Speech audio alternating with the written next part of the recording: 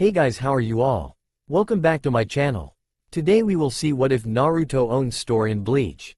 If you enjoy then please like, share and do comments. Ichigo sighed as he walked through the front doors of the Sly Fox. The small cafe had been a hotspot for his friends and him, though lately he hadn't stopped by. Why? Because his most recent friend, the Shinigami named Rukia, had been captured by two other Shinigami named Renji Aburai and Bikuya Kuchiki while he had been beaten trying to stop them, badly. Yo, Strawberry-chan. Where ya been lately? Out with your girlfriend? Wah! Ichigo yelled as he jumped up and spun around to glare at the young man who had surprised him. Damn it, Naruto, I thought I told you to quit doing that. Ichigo yelled. Naruto Uzumaki was the owner of the Sly Fox, and quite annoying when given the chance, at least for Ichigo. He stood at least 6 feet and looked to be 21 years old. He was dressed in a short-sleeved, button-up white shirt with the top 2 button undone, a black vest, black pants, and black sandals. If you managed to see past the sunglasses he always wore, you'd also note his eyes were a deep shade of blue. The blonde man laughed. Oh come on, Strawberry-chan, lighten up. So, where have you been? You and that girl Rukia used to stop by for a cup once a day before, now you've been gone for a week. Naruto said. Ichigo winced. For the past week, he had been training with an old man named Urahara Kazuki to rescue his friend, and he had just finished today when he managed to get out of that damn hole he was thrown into. She's not around much lately, Ichigo said. Naruto grew a sympathetic frown before patting Ichigo on the back. So, she dumped you, huh? Don't worry, there are plenty of fish in the sea. Naruto was cut off by a punch in the nose from Ichigo. I told you we weren't dating. The redhead yelled. So you're gay? No, you must be. You hang around with girls like Orihime-chan, Tatsuki-chan, and Rukia-chan and you still haven't had a girlfriend. Naruto stated. I am not gay, Ichigo yelled. Naruto had 2 pastimes, scaring the crap out of Ichigo and annoying the crap out of Ichigo. Sure, whatever you say. Now, what can I get ya? Naruto asked. Just get me the usual, Ichigo said, taking a seat. So, has your old man finally won one yet? Naruto called as he turned to make the coffee. Are you kidding me? He never wins, Ichigo said. Hey, you never know, he may surprise you one day, Naruto said. Ichigo shook his head. Oi, Strawberry, heads up. Naruto called lazily as a black cat jumped on Ichigo's head, causing him to bump it on the table. Clutching his head, Ichigo glared up at the cat and, realizing who it was, started an angry retort. What the hell was that for Yorui? Ichigo started but stopped quickly when he remembered Naruto was in the room. Meow. Catching on, Ichigo got up. Oi, Naruto, I'll have to take a rain check on the coffee. Ichigo got up and ran to the door. Naruto blinked lazily then shrugged. More for me, Naruto said before sipping the coffee and pulling out a familiar little orange book. What's up? Ichigo asked the cat. Urahara wanted you to know that he's getting one of his old friends to help us, Yoriichi said. An old friend? Why? I'm sure Ishida, Chad, Orihime, and I can take care of everything. Ichigo complained. You want to save Rukia, don't you? Well, then you'll need this guy. Trust me, he may be weird but he is very powerful, Yoriichi said. As she started to walk away, come to the shop tomorrow morning, we're leaving then. Ichigo nodded before heading off. It's been a while since I've had to use you, hasn't it? Quite, I can't remember the last time I got to stretch my legs. You don't have legs. Shut up. Man, it's gonna be a pain, though. Has anyone ever told you that you're delayed back? Besides, you should be excited. You may get to see Yoruichi-chan transform again. Good point. Anyway, it's all going down tomorrow, so let's get some rest. I'm here, hat and clogs, Ichigo said as he walked into Urahara's shop. The man smiled and waved a fan in front of his face. Ah, Ichigo, good. Everyone else is already here, Urahara said. They're downstairs. Ichigo nodded and walked down into the larger room where he was greeted by his friends. So, did you guys meet the guy Urahara invited? Ichigo asked. Yes, you'll never guess who it is, Orihime said. Who is it? It's, hey, Strawberry-chan. Wah. Ichigo spun around and glared at Naruto. Damn it, I told you to STO, Ichigo began but grew silent. Why are you here, Naruto? Naruto grinned and patted the sheath of his katana. Simple, I'm here to help you guys rescue Rukia-chan. You? Ichigo asked. Naruto blinked. What? I never told you I was a Shinigami? Oh well, no time like the present. Ichigo fainted. Naruto's sweat dropped. Wait till he finds out about his old man. Ichigo slowly woke up, trying to remember what had made him faint. That's right, Ichigo thought, Naruto's a Shinigami. Ichigo was about to open his eyes when splash, slap, slap, come on. Wake up, Strawberry-chan. Naruto said as he continued to slap Ichigo. Wake you. Naruto was cut off once again by a punch to the nose. Alright, damn it, I'm up. Ichigo yelled. It doesn't if he is a Shinigami, he's still the same annoying weirdo. Ichigo thought. Suddenly, Urahara poked Ichigo with his cane, separating him from his body. Amazing, he's completely separated. Ishida said. Oh, Kurosaki-kun. Does this mean you can enter this Kurosaki-kun over here?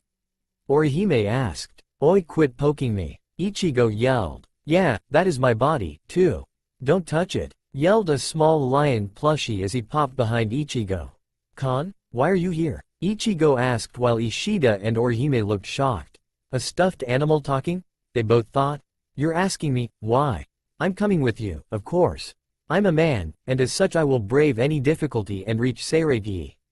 Kon yelled before being yanked off by Chad. Whatever, just leave my body alone, Ichigo said. Huh, you're gay. What straight man would ask Orihime-chan to leave him alone? Naruto declared, pointing to Ichigo. My, is that true, Kurosaki-san? Are you gay? Urahara asked. Personally, I'm not shocked, Yoruichi stated.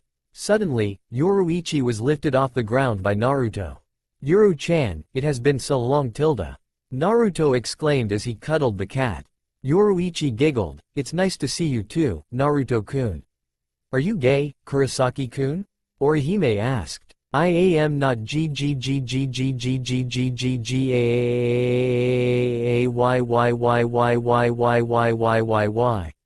Ichigo yelled angrily. Naruto, who was still holding Yoruichi, smirked. You seem defensive about this, Ichigo. It took Urahara, Chad, Tessai, and Ishida to hold Ichigo back as he tried to tackle Naruto. After Chad had bound and gagged Kon to a rock, Urahara stepped forward. Well, now that the fun is over, it is time to get started, Urahara said as he tapped his cane on the ground, causing 4 pillars erupted from the floor, ceiling, and walls to form what appeared to be a door. Okay everyone, listen closely. I'm going to explain how to get through this door without dying, Urahara said. Naruto zoned out as Urahara explained to the group of teens. He would be going back to Seiragi. How long had it been? He couldn't remember how long it had been since he set foot there. Flashback. Naruto peacefully sat under a tree, sleeping calmly, his Zanpakuto at his side as he relaxed. He had been up late last night practicing his Bankai and was currently resting in the training grounds. He woke up and smirked. Hello Yoruichi-chan. Naruto greeted cheerfully. Yoruichi, however, wasn't as happy. You're late, Naruto, Yoruichi stated, clearly annoyed. Late? Late for what? You know, if you want me to show up for a date, I wouldn't mind, but you have to tell me about it first. Naruto said, grinning. Baka, you are late for the meeting. Yoruichi said, blushing, besides, who would want to date a slacker like you? Naruto chuckled. How cold, Yoruichi-chan, you know you love me. Bonk. Baka, just get to the damn meeting. Yoruichi said, blushing even more before shunpoing away. Ow, she didn't have to hit me. Naruto mumbled, oh well, might as well get to the meeting. You're late again, Uzumaki Taicho, Yamamoto said as Naruto walked into the room. Lighten up, Gigi, I'm here, aren't I? You guys are so stiff? Naruto said as he took his place. HMPH, be that as it may, you can't keep showing up late like this, Yamamoto stated. What are you gonna do? Dock my pay? Naruto joked, drawing chuckles from Jashiro Yukitaki and Shunsui Kyoraka. Naruto chuckled as well, not at his joke, but when he turned to find his best friend, Urahara Kazuki, asleep. Yamamoto sighed, yes, well, moving on. So, how is your student coming along, Naruto? Urahara asked as Naruto, Yoruichi, and himself walked through the door of a local tavern. Jashiro had had an appointment with Unohana and Shunsui had to finish the paperwork he had held off on doing. He has some real talent, I'll give him that, but I really wish he'd lighten up. He's always so cold towards everyone, Naruto complained. I still can't believe a slacker like you actually took on an apprentice, Yoruichi said. What made you do it? Don't know. Maybe I just thought he could make something of himself one day. Guess we'll find out in a few years. He'll be graduating soon, Naruto said. He does have skill. He did pretty well with the Shunpo training I gave him, Yoruichi agreed. Interesting, Urahara said. Has he unlocked his Shikai? Yep, it's quite a unique one, too, Naruto said. Never seen anything like it. But enough talking about work, let's relax and get some drinks. Nodding in agreement, Urahara and Yoruichi followed the blonde to a table. End flashback. Noticing Urahara was done explaining, Naruto stopped reminiscing and was about to follow the others into Dongai when Urahara stopped him. Naruto, you do know why I really called you here, right? Urahara asked. Naruto grinned lazily and nodded. Sure, I'll bring back the Hogyoku. Thank you. Oh, and say hi to Jashiro and Shunsui for me, will you? Urahara said, grinning slightly. Naruto chuckled and nodded before walking through the door. After a quick race with Seiichiro, the group found themselves at the Sairyman Gate. So, it's right in there, right? The place where Shinigami live? Ichigo asked. Hi, it is, but I wouldn't rush in there if I were you, Ichigo, Yoruichi said. Why? Because you'll get crushed, Naruto said smiling. As if. I'm strong enough to take on anything. Ichigo said as he walked towards the door.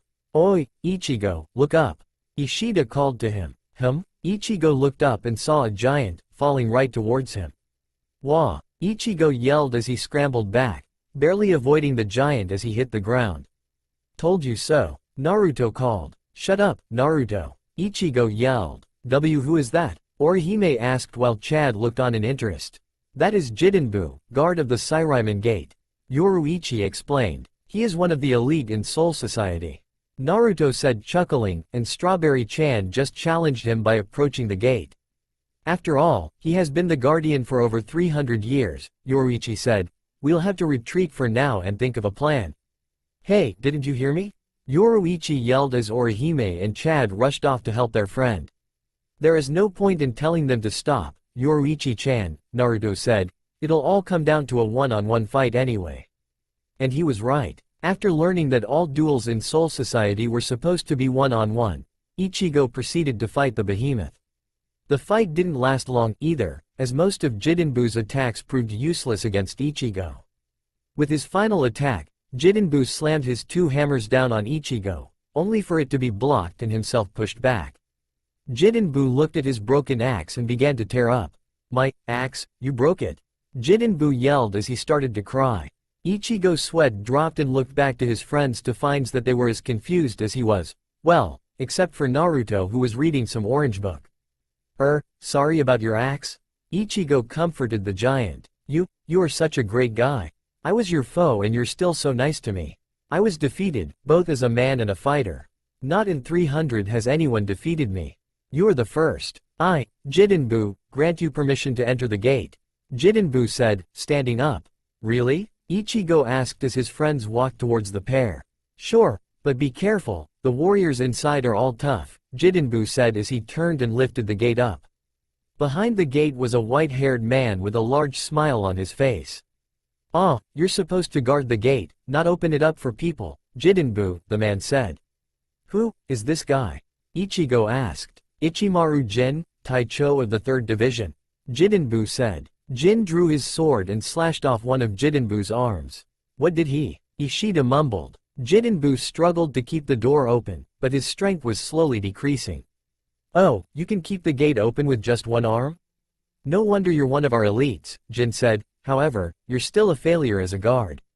Jin, I wasn't expecting him. Guess I was too careless, Naruto thought. If we draw attention to ourselves now, the worst case scenario will happen. We can't fight him here, Yoruichi thought, before glancing at Naruto, who, in turn, nodded to her. If the guardian lost, he opens the door. Those are the rules, Jidenbu stated. Fool, what rules are you talking about? If the guardian loses, he doesn't open the door, Jin said. If the guardian loses, he must be executed.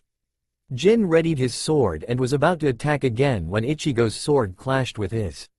Ichigo? What the hell do you think you're doing? Yoruichi thought. Bad move, Strawberry-chan. Naruto thought before walking toward the group. Orihime, can you heal Jidenbu? Ichigo asked. Right, Orihime said before turning to Jidenbu. If you're so eager to fight, Ichigo said to Jin, then I'll be your opponent. Ichigo stopped messing around. It's time to retreat. Yoruichi yelled. Ichigo? Jin thought. Kurosaki Ichigo? So then, you really do exist. In that case, there is no way I can let you in, Jin stated as he readied his sword again. What are you going to do? Throw that knife at me? Ichigo mocked. It's not a knife, it's my Zanpakuto. Shoot him, Shinso, Jin said as his blade extended towards Ichigo quickly. Clink. Sorry, I can't let you kill Strawberry-chan, Jin, Naruto stated as he blocked Jin's Zanpakuto. You look familiar? Do I know you? Jin asked the blonde. Naruto, holding his blade in one hand, smirked and used his free hand to adjust his sunglasses. Ah, don't remember me, Jin-chan? I'm hurt. If I recall, you said you looked up to me back when you were still in the academy, Naruto said. Uzumaki Taicho? Long time, no see. How have you been? Jin asked jokingly. I've been better, Naruto grinned before growing a serious look. We have to go now, but rest assured, I'll be back to wipe that grin off your face personally later. Looking forward to it, Jin laughed before they withdrew their blades. The doors came down and Jin waved them goodbye just before they closed. So, what do we do now that the gate is closed? Ichigo asked. After their run-in with Ichimaru Jin, the group had returned to one of the many villages in Rugenkai to plan out their next move. We shouldn't have tried to use the gate in the first place. You just ran straight up to it, Baka, Yoruichi responded, glaring at the boy. Are there other ways into Seireiti? Chad asked. Hi, there are. You just need to know where to look. Naruto said smiling. What about the other gates? Ishida asked. It would take 10 days to get to another gate and, in the end, it would just be a waste of time, Yoruichi stated. We'll just have to enter without the entrance. Yoruichi turned to the elder man who was sitting in the room with them. Elder Dono, can you tell us where Kukaku Shiba is?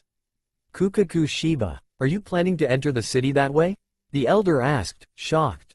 What do you mean? Ichigo started but was cut off when a man flew through the door. Ah, thrown off my pig again? The man mumbled, hey Gigi, long time, no see. Ganju, what are you doing here? Go back home, the elder shouted. Oi, I haven't stopped by for a long time and now that I'm here you're kicking me out? Besides, you're scaring your guests, don't be so impolite. Ganju said. You're the one who is scaring them. Yeah, well, hold on, what is a damn Shinigami doing here? Ganju yelled as he spotted Ichigo. Ichigo simply stared at the man. Oi, I asked you a question. What is a punk Shinigami doing here? Ganju asked again, only to be punched in the face by Ichigo. Kurosaki-kun, Orihime gasped out, shocked. Ah, Strawberry-chan is making a new friend. Naruto chuckled. Ganju got up and glared at Ichigo. Why the hell did you punch me? You wanna pick a fight with me? That's my line, you pig-riding creep. You suddenly barge in here. Who the hell do you think you are? Ichigo yelled. They're going to start fighting. What do? I have to stop them. Orihime said to herself. Just as I thought, the elder stated. What do you mean it's just as you thought? Elder, who is that man? Ishida asked. What, you don't know who I am? You really are a stupid Shinigami, Ganju stated. Alright, I'll tell you. I am Ganju, self-proclaimed, biggest hater of Shinigami in Rugonkai. Ganju yelled. Self-proclaimed? Everyone thought with a sweat drop, except for Naruto, who smiled and said, well, it's good he gives himself a goal. Suddenly, Ganju rammed Ichigo through the door. Well, that certainly was interesting. Naruto grinned as he watched Ganju and his gang ride away yelling something about 9 o'clock. Such a disaster, Kurosaki-kun. Orihime mumbled. Ichigo, however, was twitching like crazy. Take it easy, Ichigo, Ishida said, patting him on the shoulder. What the hell is wrong with that guy? Next time I see him, I'm gonna kill him. Ichigo roared into the night. What the hell do you mean, you're not coming? Ishida yelled. It was a brand new day, the sun was shining, and Ichigo was refusing to budge an inch. I'm gonna wait for that guy. If I leave now, he'll think I ran away. Ichigo said. Scratch. Ah, Ichigo yelled in pain. Yoruichi's claws ran across Ichigo's face. Have you forgotten why we're here? Yoruichi asked Ichigo. Yeah, Strawberry-chan, we have to save your girlfriend. Naruto yelled. Ichigo sat there on the floor, thinking, before Yoruichi jumped up and head-butted him. Baka, don't just sit there. We're leaving. How are we gonna know for sure that the house is this Kukaku guy's house? Ichigo asked as the group walked through a trail in Rugenkai. Don't worry, even though the location moves, the house always stays the same and I can spot it with one glance. There it is now, Yoruichi said. Ichigo, Chad, Orihime, and Ishida gawked at the house. Two muscular hands made of stone held a banner that said, Kukaku Shiba, above it, and there was a large tower in the back. How can you not find it in one glance? The group thought. I don't know, Yoruichi-chan, are you sure this is it? Naruto asked, making the teenager's face fault. Scratch. Ow, I was just joking. Naruto mumbled, nursing the wound. This time it's human hands holding the banner. That's pretty good, Yoruichi observed. There are different themes? Ichigo and Ishida thought. Come on, Yoruichi said, walking towards the house. Hold it. The group turned to find two large, muscular guards standing by the doors. You people are strangely dressed, and one of you looks like a Shinigami. Who are you people? Asked one of the guards.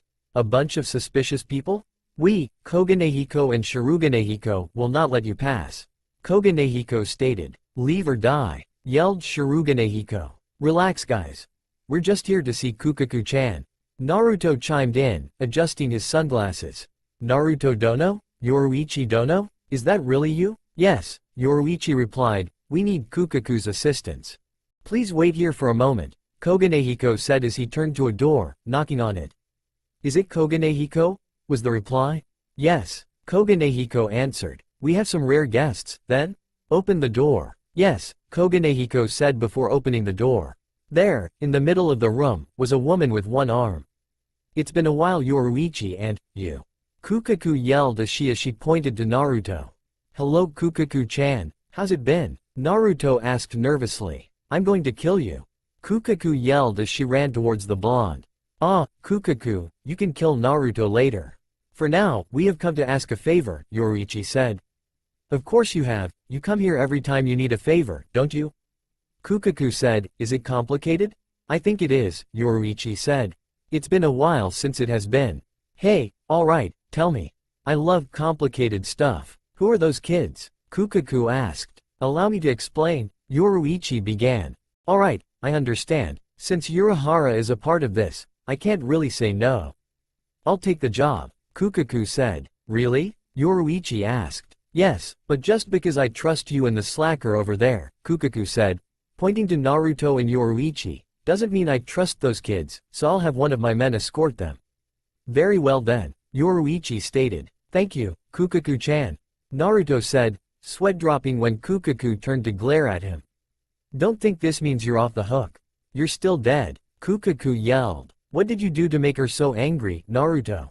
Chad whispered to him. Naruto chuckled. I'll tell you when you're older, Chad, but it involves some alcohol and a game of strip poker. She may be mad as hell at me, but it was well worth it.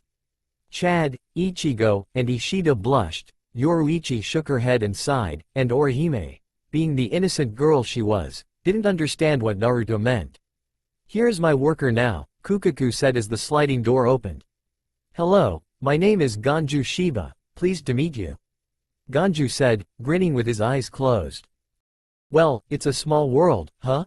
Naruto said, grinning. What is it, Renji? Isn't a bit early for the execution? Rukia asked from her cell. Your execution is in 14 days. I need to transport you to the Repent Tower, Shishin Jail, Renji stated. After moving her to the tower, Renji glanced out the window. Do you see that, Rukia? Out that window is the Tsukioku. They'll be using it for your execution, Renji said. For the next 14 days until your execution, you will stay in this room and look at the Tsukioku and think about your crimes. That is why this is called the Repent Tower, stated one of the guards. Suddenly, Renji grabbed Rukia's shoulder. Listen to this. It's an unconfirmed report, but, the other day, some troublemakers tried to break into the city. They were a group of 6, but, one of them was a Shinigami with orange hair and a sword as long as his height, Renji said. Ichigo, Rukia thought with wide eyes. Flashback. Where am I? Welcome, it is about time you have come here, boy. Whoa. Who and what are you? My name is underscore and I am your Zanpakuto spirit. What's your name? I couldn't hear you. It would seem you are not yet ready to learn my name. Come back when you can. Hey, wait. End flashback. Naruto, stop daydreaming. Ichigo yelled, trying to knock the blonde out of his stupor. Oh, sorry Strawberry-chan. What do ya need? Naruto asked, looking at Ichigo, Chad, Orihime, and Ishida. For the past hour, Naruto had been watching them try to form a shield around them using the Spiritron shell. Anyo, yesterday, when we faced Jin, it seemed that you knew him. Orihime said. Then, he called you, Taicho. Ishida recalled. Naruto chuckled. So, basically, you want to know a little bit about my past, right? Seeing the group's nod, he grinned. Well, all ya had to do was ask.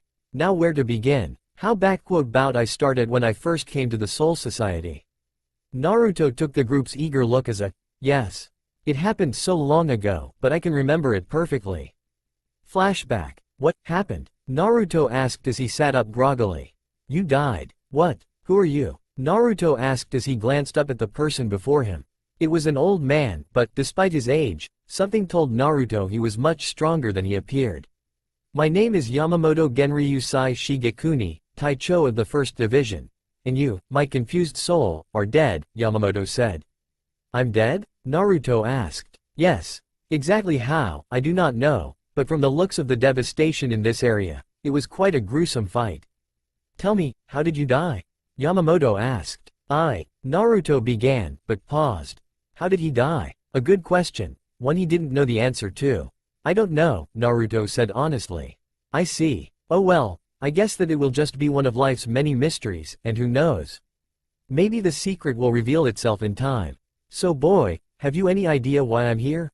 Yamamoto asked. Since you say that I'm dead, I guess you're here for my soul, right? Naruto asked. Correct. I sense you have much potential, boy. I am now going to judge your soul and, if I am right in my assumption about you, then you will go to a place called Soul Society.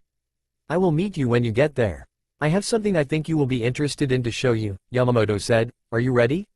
Naruto nodded. Good. With that, Yamamoto performed the soul burial, and Naruto was enclosed in a bright light. 120 years later, Naruto smiled lazily as he walked through the halls of the academy. Since that fateful day, Naruto had remembered every moment of his life, except for his death. In terms of power, he was amazing, surpassing Yamamoto-sensei's expectations completely. In fact, he had been offered the chance to be in the Zero Division just last week, but turned it down stating that he had better things to do than protect some spoiled brats. Suddenly, someone grabbed him by his Taicho's cloak and yanked it back, causing him to fall on his ass. You made me drop my sunglasses, Yoruichi-chan?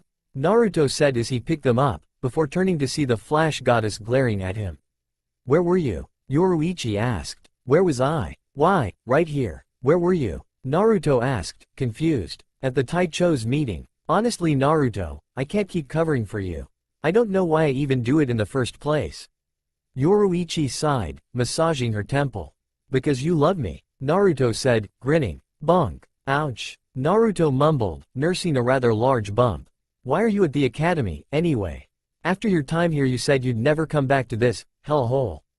Yoruichi asked. I've been thinking about taking on an apprentice, so I thought I'd come to the academy and see if anyone stood out to me, Naruto said. You? Take on an apprentice? I'd never thought I'd see the day you'd finish your paperwork, let alone take on an apprentice. Yoruichi said, astonished. Did Urahara drug you with something? Huh, very funny, Yoruichi-chan. No, Urahara didn't drug me. I really want to take on an apprentice. Besides, after all the fun we had in the academy, do you really think that he'd try to change me? Naruto said. Fun? You mean trouble? I still don't know how you two managed to paint every building in Seireiti pink. Yoruichi said, giggling at the memory of Yamamoto's face when he had opened up his window, only to be splashed in the face with pink paint. Hey, we didn't get caught, did we? It's not like the paint in the face helped Gigi see who did it. Naruto said, chuckling as he came to the door of a classroom and slid it open. And that is why most Shinigami don't cut a hollow's mask off, Kaian Shiba said. Oi, Kaian, Naruto called. Naruto Taicho? Yoruichi Taicho? Why are you two here? Kaian asked. Hey, you're still the sensei? You'd think by now you'd be in one of the divisions, maybe in a few more years. Naruto said. Look, I can't have any more pranks going on around here, okay? Kyan stated, glaring at the blonde. He is here to look for an apprentice. Yoruichi whispered in his ear. An apprentice? I swear, Naruto, if you're going to teach them pranks. Relax, Kyan, I'm serious this time, Naruto said. Man, I have no idea how you got to be Taicho of the 10th division. Kyan mumbled as he slapped his forehead. Naruto looked to the back to see a boy with long hair.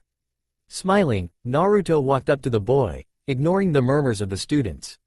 Hi, my name is Uzumaki Naruto. What's yours? Naruto introduced himself. The boy glanced at him, his face expressionless. It's, end flashback. Naruto, you know they don't have time to hear you stories tonight. They only have one day to master this and Ichigo needs all the practice he can get. Yoruichi called to them. Hey, I'm not that bad at this. Ichigo yelled, walking towards the cat. Noticing the looks from Chad, Orihime, and Ishida, Naruto chuckled. Don't worry, I'll tell you some other time. For now though, you really should get back to training. Naruto said. Naruto grinned as the three nodded and turned to go train. They were such great kids, it's too bad they had no idea what they were going up against. Renji strapped on his lieutenant's armband on and took off running down the hall of the 1st Division. He and every other lieutenant had been told to meet there. This is the first time I've been ordered to wear this thing. Renji muttered as he glanced at it. Tell me about it. This is the first time I've been ordered to wear it, too. Iba Tetsuzaemon said as he came down the hallway. Abarai-kun, Iba-san, Hinamori Momo said as she looked up at them as they came into the room. Hinamori, are you the only one here? Renji asked, looking around. I think so, Hinamori said. What do you expect? Most of the lieutenants are scattered around Seireiti. Matsumoto Rangaku said as she came into the room. I suppose you are right? Izan Katetsu mumbled as she joined them. Abarai-kun, have you spoken to Aizen Taicho lately? Hinamori asked. No, I haven't seen him. Why? Renji asked. I think he has been acting strange lately, Hinamori said as she began to tear up. He won't tell me what's wrong, no matter how many times I ask. What should I do? There is no point in crying about such a matter, a deep voice said. The lieutenants looked to see the strongest lieutenant in Seireiti, Gaara no Sabaku. Now, Gaara said, why have we been called here? Jin, smile and all, glanced at the large door before him before opening it and walking through. It was no secret why he was here. He had faced 6 intruders out of his jurisdiction and allowed them to escape. Is everyone here? Good, then let us begin. The subject of our meeting is, Ichimaru Jin. Yamamoto spoke. He looked to the smiling man. What's going on? Jin asked, innocence laced in his voice. Is it really that serious for everyone to come? Oh, where is Yukitake Taicho? Jin asked. Yukitake is excused for injury, Kanami Tusen answered. Still, good luck to him, then. Jin said. Cut the crap, I'm not here to chit-chat. Yelled Kenpachi Zaraki. I heard that you went to deal with 6 intruders and failed to kill them. Why? With your skill, 6 intruders should have been easy. He didn't die? I was sure I had killed him. Perhaps my skills are dulling, Jin said, frowning a little. Stop playing around, Mayuri Kuritsuchi spoke. It's not possible for someone at a Taicho's level to be unable to tell if his opponent is dead. Did you fail deliberately and are now using carelessness as an excuse? Here we go again, old men and their pointless arguments, Toshiro Hitsugaya mumbled. Are you saying that I let them live? Jin asked. Exactly, though I have no idea why. Just who was at the gates, Jin? Mayuri asked. Shut up, Kuritsuchi, I was speaking. Though if you want me to kill you, keep talking, Kenpachi said. How dull. Soi Fan muttered. Aizen, Byakuya, and Shunsui quietly observed as the scene unfolded. Enough. Yamamoto yelled. There is still the matter of Ichimaru Taicho's punishment. But, just who was at the gate, Ichimaru? Uzumaki Naruto, Jin answered. The room grew silent as eyes began to widen and, soon enough, the whole room burst out in noise. Naruto Taicho? Has he really come back? Naruto? Here? Now? Who is Uzumaki Naruto? Silence. Yamamoto yelled, Ichimaru Taicho, is what you say true? Has Uzumaki Naruto returned? Hi, I saw him with my eyes and clash blades with him. He hasn't lost his strength, either, Jin said, grinning. I see. This is troubling, Yamamoto spoke, stroking his beard in thought. Suddenly, an alarm rang out. Alert! Alert! Intruders in the city. All personnel should report to their stations. Yamamoto grew a look of shock. It was indeed Uzumaki Naruto, it had to be. Who else could cause him this much stress? Rukia glanced out the window of her cell, noticing something strange happening in the sky. The sky, it's getting brighter?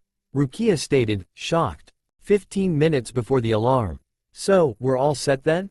Ichigo said as he looked at the group. You sure you're up for this, Strawberry-chan? After all, you had such a hard time with it, and even when you did do it, you had no control. Naruto said, gaining a glare from Ichigo. Oh yeah? Well, let's see you do it. Ichigo said as he chucked the orb to Naruto. Me? I've never done it before, but, okay then. Naruto said, adjusting his glasses and grinning.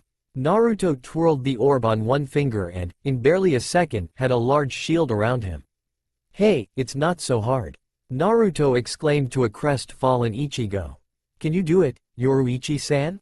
Orihime asked. I've never done it before, either, Yoruichi said as she jumped on the ball and created a shield. Ichigo's face hit the ground when he saw that a cat did it faster than he did. What's the matter, Ichigo? Do you feel even more inferior? Yoruichi mocked him. Get in, all of you. I'm going to begin. Kakuzu yelled as the group walked towards the cannon. See ya, Kakuzu-chan. Naruto said, hopping in the cannon. Next time I see you, Uzumaki, you're dead.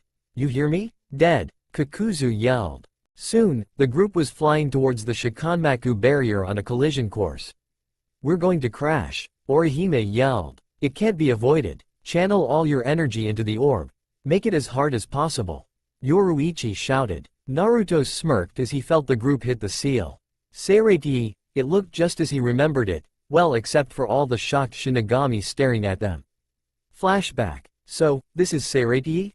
Naruto asked Yamamoto as he looked around. Hi, this is the home of all Shinigami. Outside of this is Rugenkai, where most souls live, Yamamoto explained. However, this is not what I wanted to show you. What I wanted to show you is over there. Naruto and Yamamoto walked towards a large building. What's this? Naruto asked. This is the Shinigami Academy. I want you to become a Shinigami, boy. End flashback. Naruto glanced and saw Ishida falling away from the group. He was about to move when Chad beat him to the punch and grabbed Ishida, throwing him back to the others. This, however, caused Chad to fall. Sato. Orihime gasped. Chad, Ishida yelled. Chad closed his eyes, waiting for the fall. It never came. Chad opened his eyes to see Naruto holding him by the arm. Come on, Chad. You're no help if you're dead, ya know. Naruto said as he yanked Chad back to the group. Yoruichi then latched onto Naruto's shoulder with her claws. Ah, Yoruichi-chan, I knew you couldn't keep your hands off me. Naruto grinned. Naruto, I swear. Yoruichi was cut off as the four separated into three groups. Ishida and Orihime, Chad, Naruto, and Yoruichi, and Ichigo and Ganju. That was the last they saw of each other before being shot into different directions. Damn, they separated. Which one is the strongest? Kenpachi asked wildly as he and Yachiru looked at the three groups flying off. Which is Uzumaki? Byakuya glanced at the groups before signaling in on one and following it. Ichigo and Ganju sputtered and coughed as they rose out of the sand Ganju had created. Yoho, I'm so lucky, a voice called out. Originally, I thought guard duty was boring, so I took off, and look what I found, the same voice called again. Two people jumped down in front of Ichigo and Ganju, a bald one and one with strange spikes in his eyebrows. Today is my lucky day. Akaku Madrame exclaimed. Unfortunately for you, Yumachika Ayasagawa began. You are very unlucky. Akaku finished. Naruto, Chad, and Yoruichi were currently hiding in a tree, watching as random Shinigami ran around looking for them. What should we do now? Chad asked. Well, I don't know about you guys, but I have to go meet someone. See ya, Naruto said as he shunpo-ed away. Meet someone? What is that baka thinking? Unless, Yoruichi trailed off. What? Chad asked. That baka is going to draw the Taicho's attention away from us. After bandaging Orihime's shoulder, Ishida glanced around. Good, Ishida thought, no one's around. Oh, Kurosaki-kun, you're so close to me. Orihime said. Inoue-san, I'm not Ichigo. Ishida said. Oh, sorry, Ishida-kun, where are we? Orihime asked. I don't know, but no one is around. Come on, people must have seen us land here. We can't stay, Ishida said as they walked away, never noticing the Shinigami stepping out of the shadows. Naruto smiled as he landed in the back of the Kuchiki Manor. Oh Byakuya, where are you Tilda? Naruto shouted out, looking around. I thought I told you a long time ago not to call me that, Uzumaki, Byakuya Kuchiki stated calmly as he appeared in front of him, so it appears Ichimaru was correct. You have returned. Yep, I have. And what did I tell you all those years ago? Treat me with respect, Byakuya. Naruto declared while adjusting his glasses. Hi, I suppose you did tell me that, Naruto-sensei, congratulations, MPC 797, you called it. Byakuya said. What has it been, 70, 80 years? You are till that same Gaki that doesn't know how to let loose and relax. Naruto yelled. And you are still the same slacker that can't take anything seriously. Byakuya said, before drawing his Zanpakuto, if you are here to fight, very well, draw your sword. I'm not gonna fight with you, Byakuya. I have a friend who wants his shot at you first. Naruto said, you have no say in the matter. I knew you would come here and I knew I wouldn't be able to beat you alone, Byakuya began, so I brought help. Suddenly, Hitsugaya, Jin, and Yamamoto appeared beside Byakuya. Uzumaki Naruto. You are hereby under arrest for the betrayal of Seireiti. Yamamoto yelled. Geez, you guys still think I betrayed you? Well, I guess I can't blame you. Urahara and Yoruichi thought I betrayed Seireiti when I left until they found out my reason. Naruto trailed off. Anyway, you should know I won't go without a fight. With that, Naruto drew his Zanpakuto. Ready buddy? It's been a while, but let's show them why we were called Denku Jouten. Naruto said, strike, Reikori Ryujin, Lightning Dragon King. Flashback. Naruto smiled as he watched his apprentice make a dive for the bell, failing to catch him once again. Come on, Byakuya, I'm barely trying here. Naruto mocked Byakuya as he stood up and brushed himself off. I told you not to call me that. Why are we doing this? You said you'd be teaching me some great secret today, Byakuya complained. I am, Naruto said as the clock went off. Well, looks like you're getting tied to a post. You still haven't explained the secret you taught me. Byakuya mumbled as he munched on the ramen his sensei had bought them both. They had finished up training an hour ago, and, seeing the darkening sky, Naruto had offered to treat him to ramen. You mean you haven't figured it out yet? The secret is teamwork. Naruto said as he slurped up more noodles. Teamwork. But I didn't have a partner or a team. Byakuya said, confused. Naruto grinned and shook his head before tapping Byakuya's Zanpakuto. Your teammate was right here. Naruto exclaimed. My Zanpakuto? Byakuya asked, glancing between it and the blonde. How is it my teammate? Naruto smiled, before ruffling Byakuya's hair. Chuckling at the annoyed look the boy grew. Nothing is more important for a Shinigami than the bond they share with their Zanpakuto. Remember, it has a mind and will of its own. You should always treat it as your most valued partner. Trust me. Listening to my Zanpakuto has gotten me out of a few jams. Is that how you see yours? Byakuya glanced at his sensei's blade. It was no secret that Naruto's sword was the strongest lightning-based Zanpakuto there was, just like Yamamoto had the strongest fire-based one. Naruto grinned before looking up to the starry sky. It's funny, at first, we didn't want to have anything to do with each other. He thought I wasn't worthy to wield him and I thought he was an arrogant jerk. But something happened that bonded us together. We've been friends and partners ever since, Naruto stated. What happened? Byakuya asked, a curious look on his face. Nope, sorry Byakuya, but it's getting late and you have to get up early for tomorrow's training. Naruto chuckled at Byakuya's disappointed look as he paid for the ramen. Naruto-sensei, I just have one more question. Why did you pick me for an apprentice?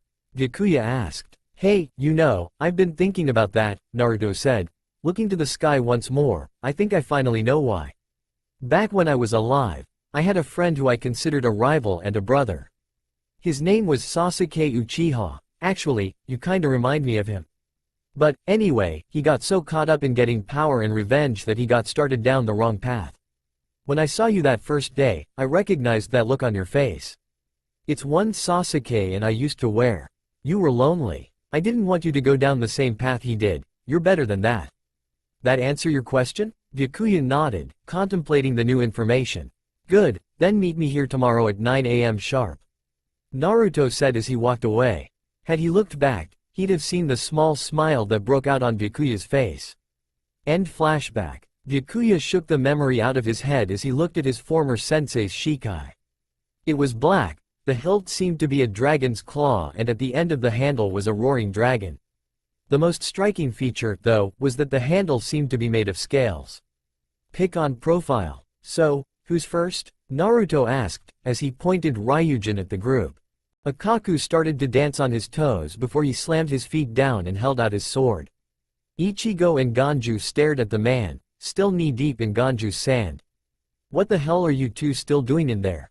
I did the lucky dance, so you two had time to get out of that sand.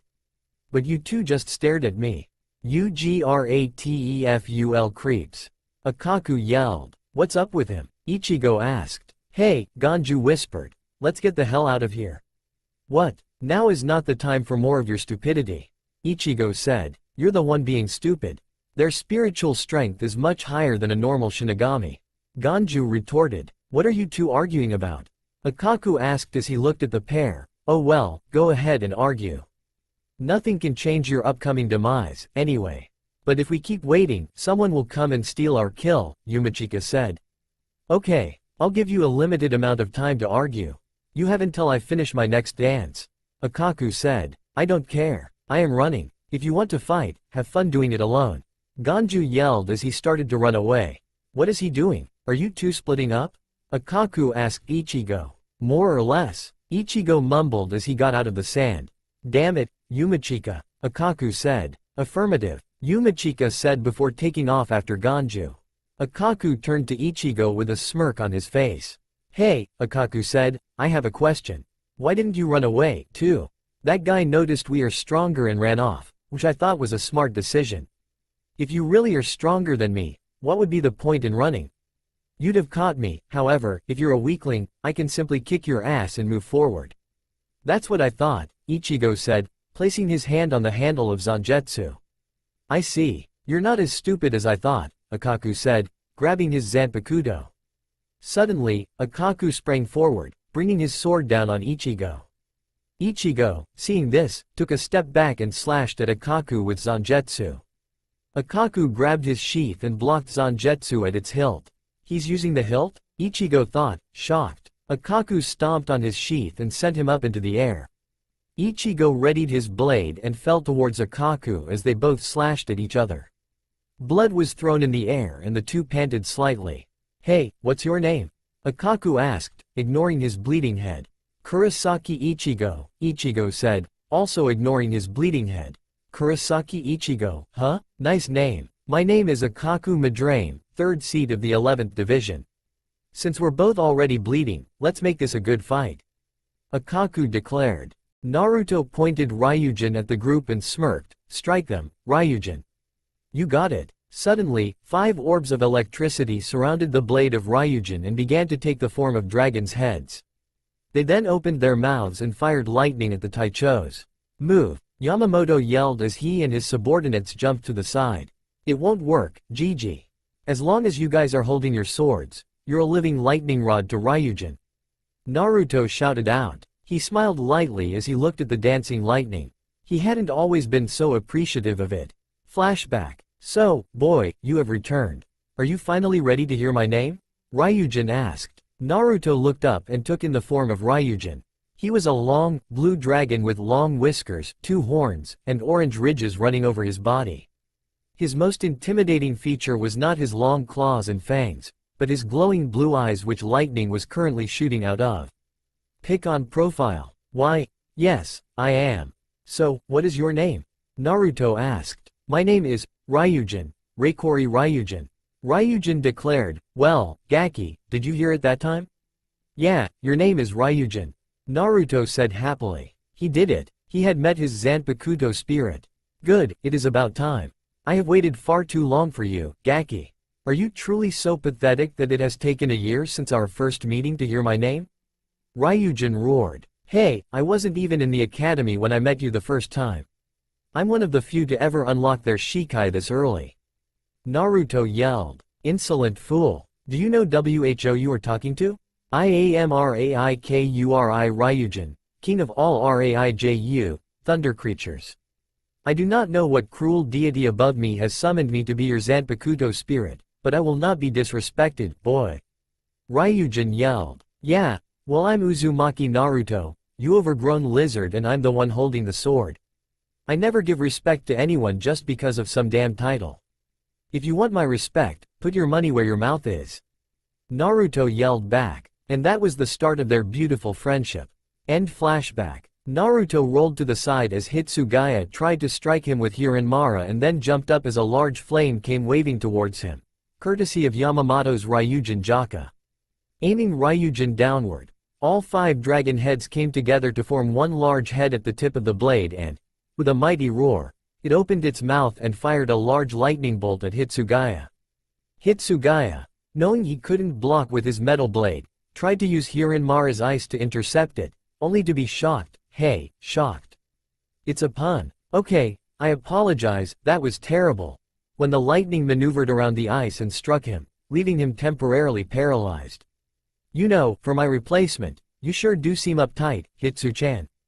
Naruto called to Hitsugaya, earning a growl. How did I lose to him? Hitsugaya thought to himself. Suddenly, Ichimaru Jin fired Shinso at him. Jin, don't you know? Lightning always strikes the tallest object. Naruto said as the 5 lightning bolts he had fired at the beginning of the fight struck Shinso and Jin, knocking him out. That's 2 down, Naruto thought, glancing down at Yamamoto and Byakuya, 2 to go. I see you still have the skills to carry your title of Denku Jouden. The lightning god, such a fitting title, Yamamoto muttered, no matter. Prepare yourself, Uzumaki Naruto. Naruto quickly jumped backwards to avoid another inferno that was sent his way, but found himself surrounded by Byakuya's petals. What will you do now, Naruto-sensei? My weapon is no longer touching me. You can't shock me through my sword anymore, Byakuya said, frowning when Naruto broke out into a grin. Baka, don't you remember what I taught you? The second rule in becoming an expert Shinigami? Naruto asked. Always have 2 aces up your sleeve. Byakuya muttered. Exactly. Naruto exclaimed, you're forgetting I was the 2nd fastest Taicho on record, second only to Yuru-chan. So, let's see how fast I really am. I'll block them all if I have to. I won't let you even get a scratch on me, Baka. Naruto readied his Ryujin and crouched down slightly. Yamamoto had stopped attacking momentarily, interested in how this event would turn out. Naruto-sensei may be strong, but there is no way he could take on 4 of the strongest Taichos and come out without a scratch. Byakuya thought, finish him, Senbon Sakura. Naruto smirked as the flurry of blades rained down on him before launching into action. Byakuya and Yamamoto looked on, shocked. It's not possible, they both thought. Uzumaki Naruto was blocking each and every blade that flew at him in a flash of movement. Snapping out of his stupor, Yamamoto readied Ryujin Jaka and fired another inferno at Naruto. Seeing this, Naruto began dodging the incoming blades and fired a bolt of lightning at the fire. As the 2 attacks collided, a large explosion occurred, and Byakuya was blown back, losing his concentration and canceling Senbon Sakura's attack. Quickly, Naruto appeared behind Byakuya and delivered a hit to the back of his neck, knocking Byakuya out cold. And not a scratch on me, Baka. Naruto said before his eyes widened and he quickly brought his blade up to block Yamamoto's slash. Uzumaki, you truly were my best student, Yamamoto said as the 2 struggled against each other's blades, being able to take down 4 Taichosen while fighting me without gaining a scratch and no small feat. However, neither of us has activated Bankai yet. What's your point, Gigi? Naruto asked as he began to sweat from the heat of Yamamoto's blade. Simply that one of us is going to lose here, right now. Yamamoto roared as his flames increased and he began to push Naruto back. Hey, you're right, Gigi, Naruto muttered as he struggled to push Yamamoto back. One of us is about to lose, you. Hearing static, Yamamoto looked up to see a large bolt of electricity soaring down towards them. Yamamoto's eyes widened before he jumped back, just as the lightning struck the ground and created a bright flash. Momentarily blinded, Yamamoto shielded his eyes. When he had recovered and looked back up, Naruto was gone. Uzumaki, Yamamoto Soteicho, Yamamoto turned to see Yuno Hanaretsu, Izan Katetsu, Shunsui Kyoraka, and Joshiro Yukitaki running towards him. What happened here? Shunsui looked as the scorched land that was once the Kuchiki Manor's land. Yuno Hana and Izan ran to check on the Taichos. They're out cold and Hitsugaya Taicho is paralyzed, but they should all make a full recovery after a full night's rest, Yuno Hana said. But what happened here exactly? Uzumaki Naruto has indeed returned, stronger than ever. He defeated those four without as much as a scratch. Yamamoto muttered as he glanced at the shocked faces of the Shinigami, and he escaped capture, again. Naruto landed in the 11th division and sighed. That was a close call, Naruto muttered. Gigi almost had me back there. Naruto smirked and wiped a smudge off his sunglasses and turned around. It's been a while, hasn't it, Gaara? Naruto asked as Gaara appeared next to him. Yes, it has, Gaara stated, handing Naruto a bottle. Here. Consider it a welcome back present. Sake. Gaara, you are amazing. Naruto exclaimed as he took a sip of the drink. Ah, you can only get the good stuff in Seireiti. Yes, now about the matter at hand. Gaara stated with annoyance growing in his voice. 80 years and you haven't changed a bit. Hey, and you wouldn't have it any other way. But, you're right, time for the matter at hand. So, what information do you have on Sosuke Aizen? Ganju looked back to see Yumachika running after him. Damn, so persistent. Stop chasing me, Ganju yelled. The way you run is so ugly. Yumachika called out to him. What do that have to do with anything? Ganju thought before looking ahead of him. Damn, a dead end. Change to sand, Seba, Ganju yelled, slamming his hand into the wall, turning it to sand. Oh, so he can use weird magic. Yumachika said to himself as gave chase. But you should be more careful, Yumachika said with a smirk, ahead is. Gah, how am I supposed to run with all this smoke? Ganju shouted as he tried to get through the veil of smoke. He'll catch up to me at this raw. Ganju stopped talking as he stared at the large hole he nearly fell into. What is this? If I fell in that thing, I die for sure. Ganju yelled. That is an execution pit, Yumachika stated. We used to put hollows in there with criminals while we watched from the stands. Shinigami, have cruel hobbies? Ganju muttered. It's nothing compared to your face. Besides, that type of cruel punishment was abolished a long time ago, Yumachika said, drawing his sword. I think you've run long enough. I'll let you choose. Would you rather have me kill you or jump into that pit and die? Yumachika asked. I can't stand it when people are facing a life or death situation and don't know what to do. When I said your hobby was cruel, this is what I meant, Ganju said. TCH, you're too strong. Tough luck, Akaku muttered before falling to the ground.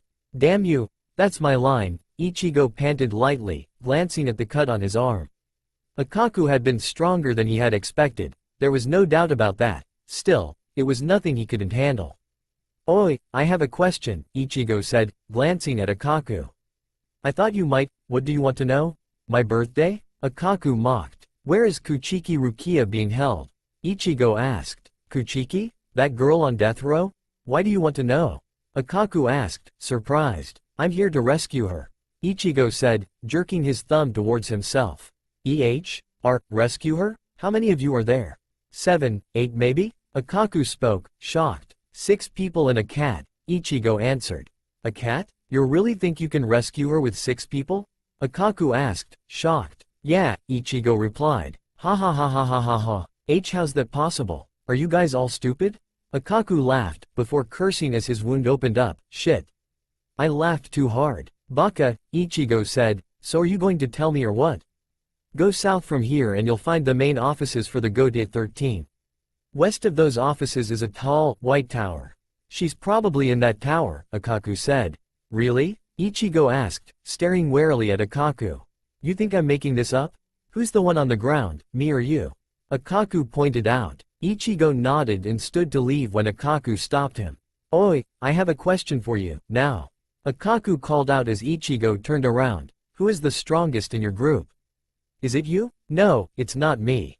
If I had to guess, it'd probably be this baka called Uzumaki Naruto, but I've never seen him fight, really. Ichigo said. Naruto Uzumaki? Akaku asked in shock. He's that guy Zaraki Taicho told me about. Yeah, you heard of him?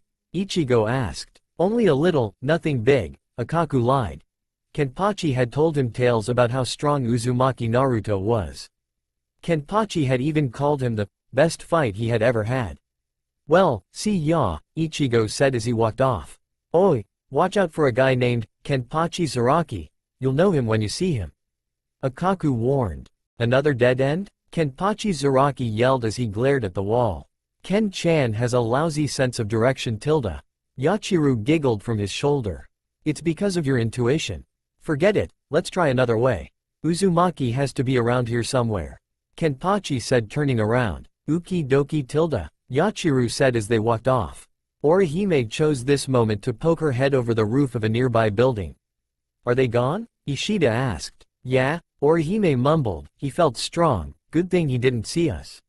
He was probably like Ichigo, powerful but stupid, Ishida said. Anyway, which way do we go?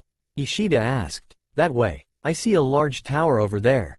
Orihime said, pointing in a direction. Tower? Where? Ishida asked turning around. Look, it's over there. Orihime said before a large body jumped onto the roof, slamming his sword down where Orihime would have been if Ishida had not pushed her out of the way. They were able to dodge so quickly? Not bad. He mumbled, nonetheless, farewell. Be remorseful, if you hadn't appeared before me, you might have lived longer. Damn it, Ganju. Where the hell are you? Ichigo yelled out as he ran about before seeing fireworks go off in the sky. Oh, there he is. Oh well, looks like he won. Ichigo mumbled. Chad and Yoruichi were walking across a roof of one of the many buildings in Seireipi when Yoruichi stopped and looked back. Yoruichi? Chad called to the cat. An hour ago, I sensed an amazingly high amount of spiritual pressure. It has me worried, Yoruichi said. You think it's Naruto? Chad asked. Most likely. The Baka never was one for being subtle. Yoruichi stated. Earlier, when he was explaining to us about his past, he mentioned that you were and could transform into a woman, right? Chad asked. Hi, I am and I can, Yoruichi stated. Yoruichi-san? Do you like Naruto? Chad asked, smiling slightly. Me? Like that Baka? Don't be ridiculous. Come on, let's hurry. Yoruichi stuttered before walking faster. Chad just chuckled and followed. Naruto, don't die, Yoruichi thought. 10. The giant man before Ishida and Orihime yelled. Time allowed for regret is over. Did you regret enough? Here he comes, Ishida said as Orihime nodded. And now, you will regret even more. The man yelled, charging at them with his sword and slamming it down as they jumped out of harm's way. Tsubaki, Kotenzanshin, I repel thee, Orihime shouted, throwing Tsubaki at her opponent. The giant mumbled before slamming his sword down on Tsubaki, leaving a large gash on his shoulder. Tsubaki, Orihime yelled running up to him. Baka, why did you use such a weak attack? Tsubaki mumbled. Even thought that was my first time seeing a technique like that. I have to say, it held no killing intent. Even if an attack like that can kill a hollow, it has no hope against a Shinigami like me. Where do you think you are? An amusement park? The giant mocked, this is a war zone. Attacks with no killing intent won't stop anything. With that the man brought his sword down, only for his hand to be shot before he could finish his strike. You want an attack with killer intent? Then come get me, Ishida said, his bow ready. My bow is filled with it. Oh, this is new. Are you a Quincy? The giant asked. That's right, Ishida said calmly. This is interesting. One uses techniques I've never seen before and the other is a Quincy. They're both airborne weapon users, the giant mumbled, plus two different people who want to defeat me. Such an encounter, it must be fate playing a joke. I'll let you see it, the true strength of my Zanpakuto. Open your wings and fly high, Sunsukigarasu. The giant yelled before his blade dispersed into the air as many smaller blades. There. Regret all you want. I am Jirubu. Mine is the strongest airborne weapon. All WHO have seen this have never lived. So, is it too fast for you T? Jirubu was cut off as Ishida destroyed all the floating knives in one attack. It seems the strongest airborne weapon user is just a Baka. Sorry, but if you really are the strongest, then after today, you won't hold that title anymore. Ishida said. Why am I always being chased around? Ganju yelled as he ran from a small group of Shinigami. Stop running. Get back here. I'm gonna bite your head off. Ganju looked ahead to see Ichigo running. Ichigo, perfect timing. Is he here to help? Ganju asked himself before his eyes grew wide at seeing the large amount of Shinigami behind Ichigo. Oi, there you are, Ganju. Ichigo yelled as he ran towards Ganju, waving. Oi, he's waving at that guy. It must be his friend, kill him too. A Shinigami yelled behind Ichigo. Oi, stop waving, what's the point of regrouping when we're surrounded? Ganju yelled, hoping Ichigo would stop. He didn't. Get ready, Ganju. Ichigo yelled. Baka. After they had finished that group of Shinigami, Ichigo and Ganju looked to another that had appeared. What are we gonna do now? Ganju whispered. Suddenly, a Shinigami was thrown out in front and fell. I've got an idea. Ichigo whispered back before he grabbed the Shinigami and held Zangetsu against his throat. Hey, make way if you don't want your friend to die. Ichigo shouted at the group. What? The Shinigami shouted in shock. Do we look like we're friends with that guy? Ichigo glanced down at his hostage. Are you? I'm from the 4th Division, they're from the 11th, the hostage explained. The 11th Division is the strongest there is, but the 4th is so weak all they're good for is medical operations, one Shinigami muttered. Besides, the division we dislike the most is the 4th. If you want to kill him, go ahead, one Shinigami yelled. No, the hostage cried. Hold on, just cause you don't like his division you don't care if he dies? That's horrible. Ganju yelled. Let's go. Kill them all. Shit, looks like we have to fight our way out. Ichigo said before a large hole was created in a wall, revealing Chad and Yoruichi. Are you two friends with those two? A Shinigami asked. Probably. Chad muttered. Then we'll kill you in 2 minutes. A Shinigami roared. Sorry, but that won't be happening, Yoruichi said. Because, I will finish you off in 2 minutes, Chad mumbled. Boom. Main hospital, first treatment room. Are you sure there is nothing else to report? Mayuri asked Akaku, who was ignoring the hole in the wall the man had created. Yes, Akaku mumbled. Place please, Taicho, fighting is not allowed here, the nurse pleaded. Be quiet, Mayuri yelled, creating another hole. You should listen to her, Mayuri, Hitsugaya said. Walking into the room, you wouldn't want Hana Taicho to hear about you causing so much trouble, would you? Mayuri growled. What are you doing here, Hitsugaya? I was paralyzed by Uzumaki Naruto, Hitsugaya said, still glaring at the man. Why are you here? Information, Mayuri snapped. I really don't have any information, Akaku chimed as he lied. I don't even remember what my opponent looked like or sounded like. So you just crawled back here after losing? Too bad then. You will now receive your punishment for failure. Mayuri yelled before a strong hand grabbed his wrist. I'm surprised, Kenpachi muttered, glaring at the man. Since when have you had the authority over Shinigami in other divisions, Kuritsuchi? Let alone mine, Zaraki? Mayuri glared at the man. Since your Taicho's is here, I'll take my leave. Hitsugaya glared at Mayuri as he walked out of the room before following the suit. Taicho, Akaku mumbled as he looked at the man before Yachiru popped up over his shoulder. Ah, the lieutenant is here, too, Akaku said. I was worried, Baldy. Yachiru shouted. I told you to stop calling me that. Akaku yelled as he glared at the girl. So, you lost a fight? Kenpachi asked. Yes, I'm sorry, Taicho, Akaku replied.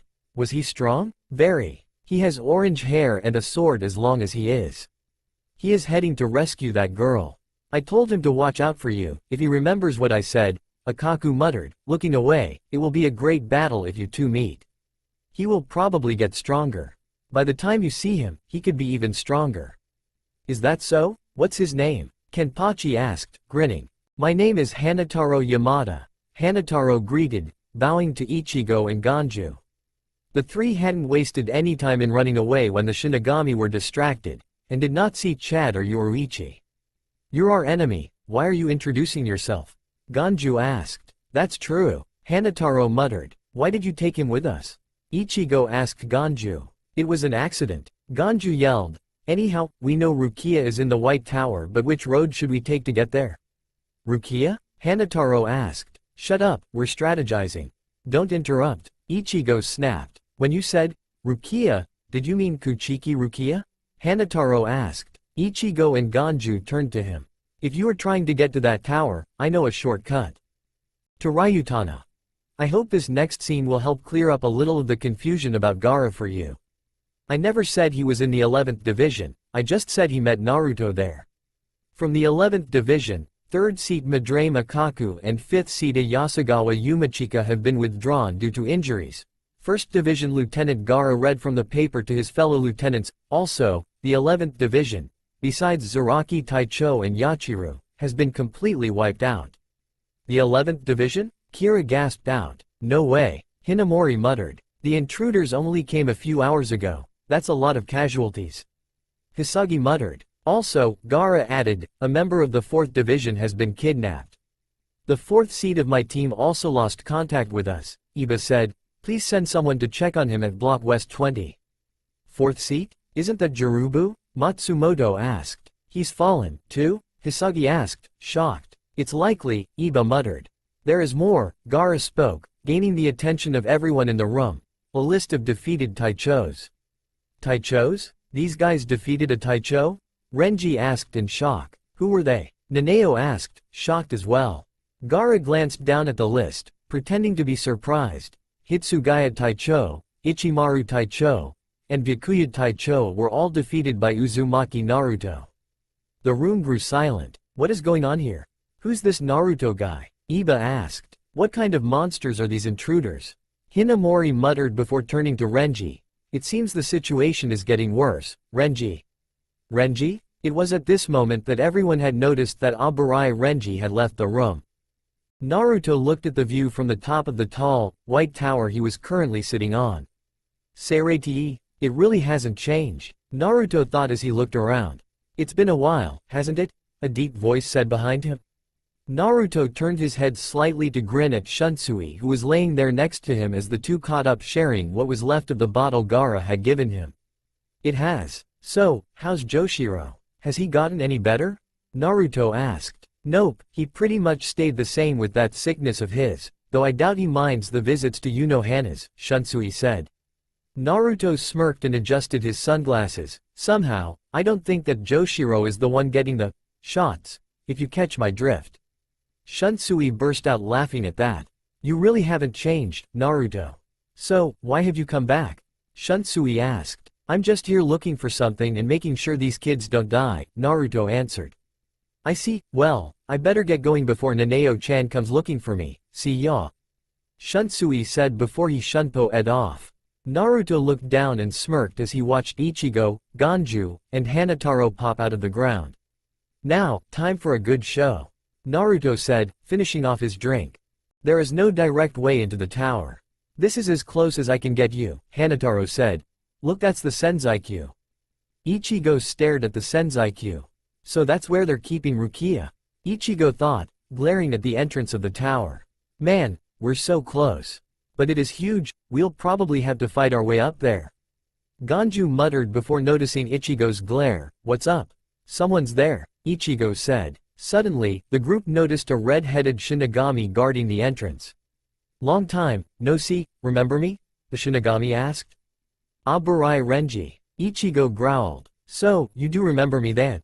Renji mumbled, you have a pretty good memory. Thanks, Ichigo said, still glaring at Renji. Who is this guy? Compared to the other guys we met, his spiritual pressure is completely different. Ganju stated. That person is Aburai Renji, the lieutenant of the 6th division. Hanataro shouted, shocked. Lieutenant? Ganju shouted. They had never faced a lieutenant before. I'm surprised. I thought you had been killed by Byakuya Taicho's attack. Renji said, walking forward. Ichigo started walking over to meet him as well, glare still on his face. I don't know how you survived, but it's impressive, Renji said. However, it is all over now. I said I'd kill the one who took Rukia's power.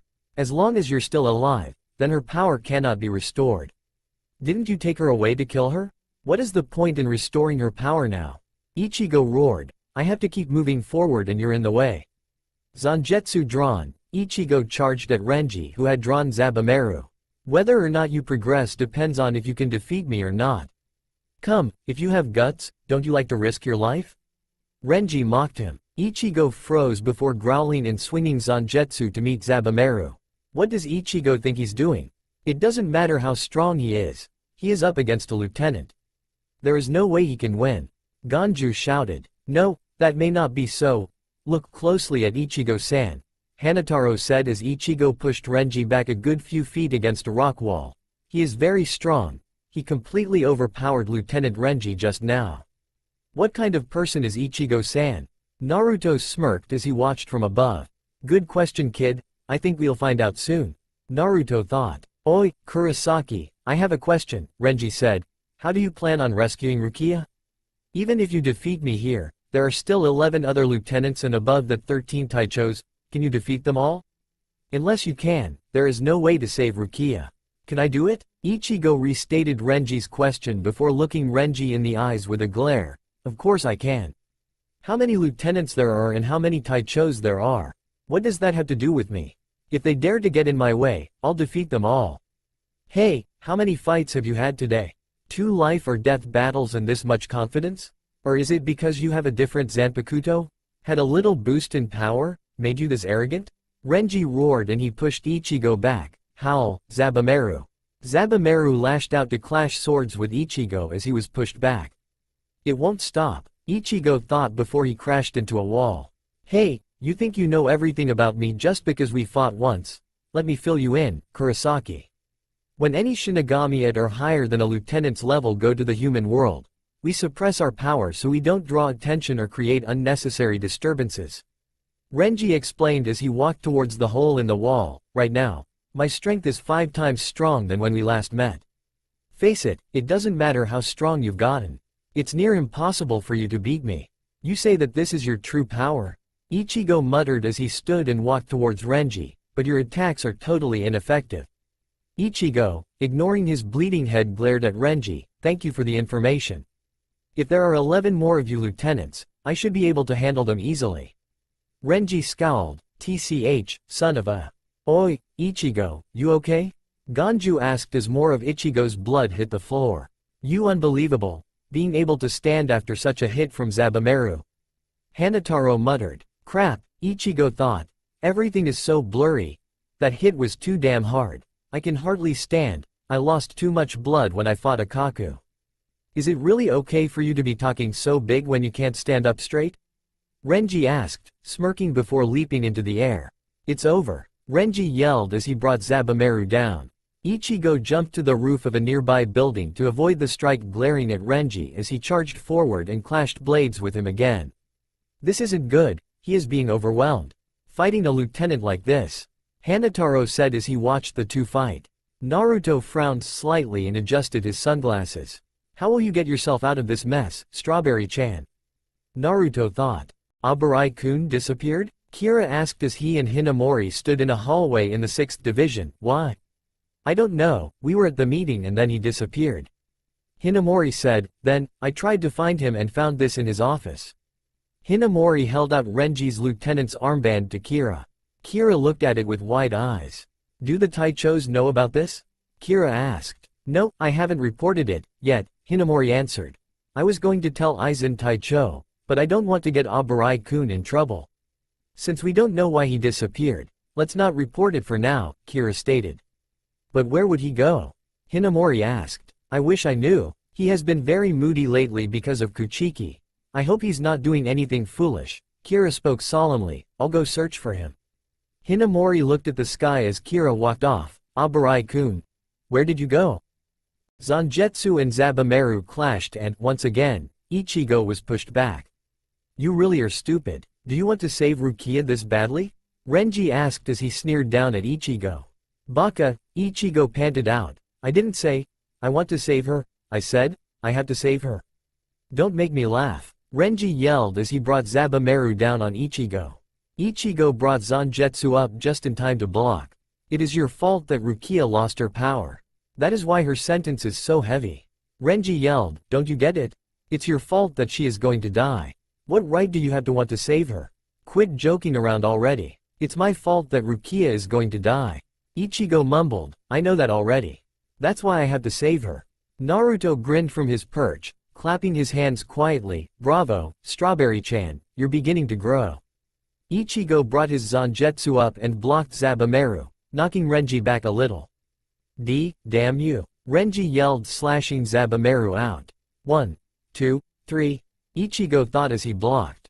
Ichigo had figured it out, thanks to Urahara's training. After 3 strikes, Zabumaru had to return to its hilt, and that would be Ichigo's window to attack. Ichigo rushed at Renji, whose eyes had widened when he realized he was defenseless. "It's over, Renji." Ichigo roared as slashed down, only for his eyes to widen when Renji dodged to the side. "I told you," Renji stated coldly, "you can't defeat me." Period. Renji slashed Zabumaru across Ichigo's chest, leaving a large gash. He dodged it. How? Ichigo thought. "It was a good idea to attack during the break," Renji stated, "but you're too slow. You see, you and I are on 2 completely different levels. It's that simple. Do you understand now?" Ichigo's eyes widened. "You can't rescue Rukia?" Renji began, "Because I am going to kill you right now." Renji brought down Zabumaru straight towards Ichigo. "Ichigo!" Ganju yelled. Suddenly, Ichigo grabbed Zabumaru, stopping the attack. "Sorry to keep you waiting, Renji," Ichigo said. "I will now put all my will into defeating you."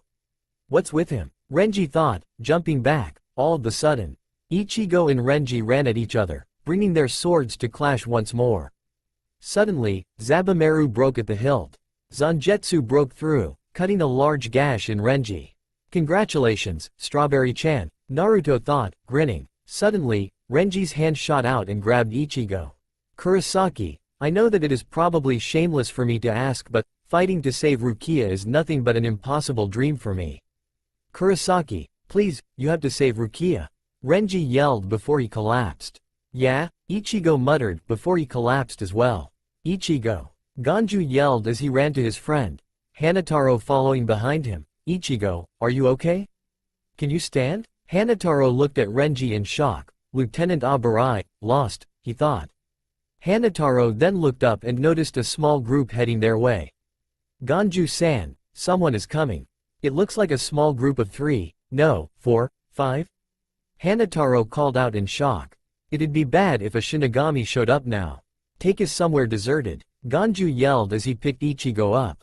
Suddenly, Naruto jumped down to the group. "Naruto-san," Ganju said, "nice timing, we need to get out of here." "I know, follow me," Naruto said as the group ran off. "Is that?" a Shinigami asked as Kira and a group of 4 Shinigami approached Renji. "Abarai-san, are you okay?" "No way, they defeated Renji?" Kira whispered. "Seems like someone ran away. Should we follow them?" one of the Shinigami asked. "No, right now, saving Abarai-kun is more important," Kira stated. "So, Hanataro, right? Do you think you can heal Strawberry-chan?" Naruto asked as he looked around the sewers. "Yes, I can heal him, though it will take some time." Hanataro muttered as he began his work. "I just need 1 night." "1 night, huh? This isn't good then," Naruto muttered. "Why is that?" Ganju asked. "I fought with some Taichos on the way here and knocked them out. By tomorrow, they should be at full health," Naruto said. "You fought Taichos?" Ganju yelled in shock. "But you don't have a scratch on you." "That's because I didn't let them get a scratch on me," Naruto said. "Hey, don't take all the credit. I help you." "I guess you're right, Ryujin. Thanks for helping out back there," Naruto said, ignoring the odd looks he got from Ganju and Hanataro. "How can this be?" Hinamori gasped out as she looked at Renji. "When we found him, he was already like this. If I had been there earlier, I could have helped him." Kira mumbled. "I'll contact the 4th Division and ask for a higher official's assistance." Kira said. "That won't be necessary," Byakuya said, appearing behind Hinamori. "Throw him in jail." "Kuchiki Taicho." Hinamori and Kira gasped. "No. Abarai-kun faced the intruders alone and now you." Hinamori began, but was cut off. "I don't want excuses," Byakuya stated. "Since he was alone, there is no reason he should have lost. I don't want an idiot who cannot even understand this. Hurry and move him somewhere else. He is just getting in the way." "Please wait," Hinamori shouted. "How can you say that?" "Never mind," Kira said, placing his hand on Hinamori's shoulder. "But Kira-kun," Hinamori protested. "I'm very sorry." Kira apologized, bowing deeply. "I am sorry," Hinamori mumbled. Byakuya said nothing, not even sparing them a second glance, before walking out of the room. "Oh, scary," Ichimaru Jin said, making Hinamori and Kira jump. "Ichimaru Taicho," Hinamori exclaimed. "He actually said those words." Jin said, "The 6th Division Taicho is as scary as usual." Taicho, I heard that you were injured. Kira shouted. It was nothing serious. I just need some rest, that's all. Come with me, Kira. I can help you contact the 4th Division, Jin explained, walking out of the room with Kira following him. Hinamori stared at the ground quietly. Oi, how did Abarai get beaten so badly? Hitsugaya asked, making Hinamori jump up. Shiro-chan, Hinamori shouted. Oi, I am a Taicho, you shouldn't address me like that. Hitsugaya replied. Be quiet, that's enough. How come none of the Taichos make noise when they walk? By the way, Shiro-chan, how are you feeling? I heard that you were defeated, Hinamori commented, not noticing Hitsugaya twitch. I ran into that baka, Uzumaki Naruto. You know, the ex-Taicho of the 10th Division? I can't believe I lost to him. Hitsugaya mumbled, but I came here to warn you. Watch out for the 3rd Division. Watch out for the 3rd Division? What do you mean? Hinamori asked. I'm talking about Ichimaru Jin, but it wouldn't hurt to watch out for Kira as well, Hitsugaya warned, before walking out of the room. Yamamoto looked at the line of captains before him. As you know, Yamamoto spoke, we are currently short 1 lieutenant and we have an opponent that is easily able to take on 4 Taicho-level Shinigami at once with Justice Shikai. Right now is not the time to hand out missions to lower-ranking Shinigami, especially during this emergency. Yamamoto glanced at Ichimaru Jin before speaking again. Ichimaru, because of recent events, you will not be punished for your actions earlier. We will need all possible personnel patrolling the city at all times. Thanks, Jin called. All seated officials must carry their Zanpakuto with them at all times and are allowed to go all out in battle. Yamamoto decreed, please inform those who were unable to come to this meeting. Yamamoto paused a moment before speaking again. Everyone, Yamamoto called, gaining the Taicho's attention, we may soon begin an all-out war. Ichigo's eyes fluttered open as he glanced up at the person kneeling next to him. Hanataro. Where? Ichigo began, but was cut off by Hanataro. Please don't move, Ichigo-san. I'm not done healing your wounds yet, Hanataro stated. Wounds. That's right, I fought Renji. Suddenly Ichigo's eyes widened and he sat up and began to walk away. Ichigo-san, Hanataro called out. Thanks Hanataro, I'm fine now, Ichigo mumbled. What are you talking about? You can't get up yet. Hanataro exclaimed. I have to. Ichigo mumbled before he got a hard punch to the face. Sorry, Strawberry-chan, but you should listen to the nurse. Naruto said, picking Ichigo up over his shoulder and dragging him back to Hanataro. Naruto-san, you gave him another injury. Hanataro mumbled. Naruto's eyes widened as he looked at the mask Ichigo had dropped. Walking over to it, he picked it up. Hanataro, where did Ichigo get this? Naruto asked. I don't know where he got it, but he had it inside his shirt when he fought Renji. It saved his life, actually, since it blocked Renji's slash from doing too much damage, Hanataro stated.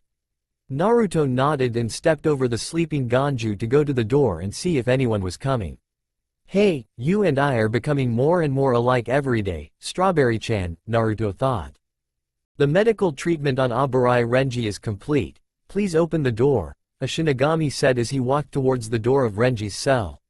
Whatever did that to him is powerful, the Shinigami thought. For a moment there I thought he died.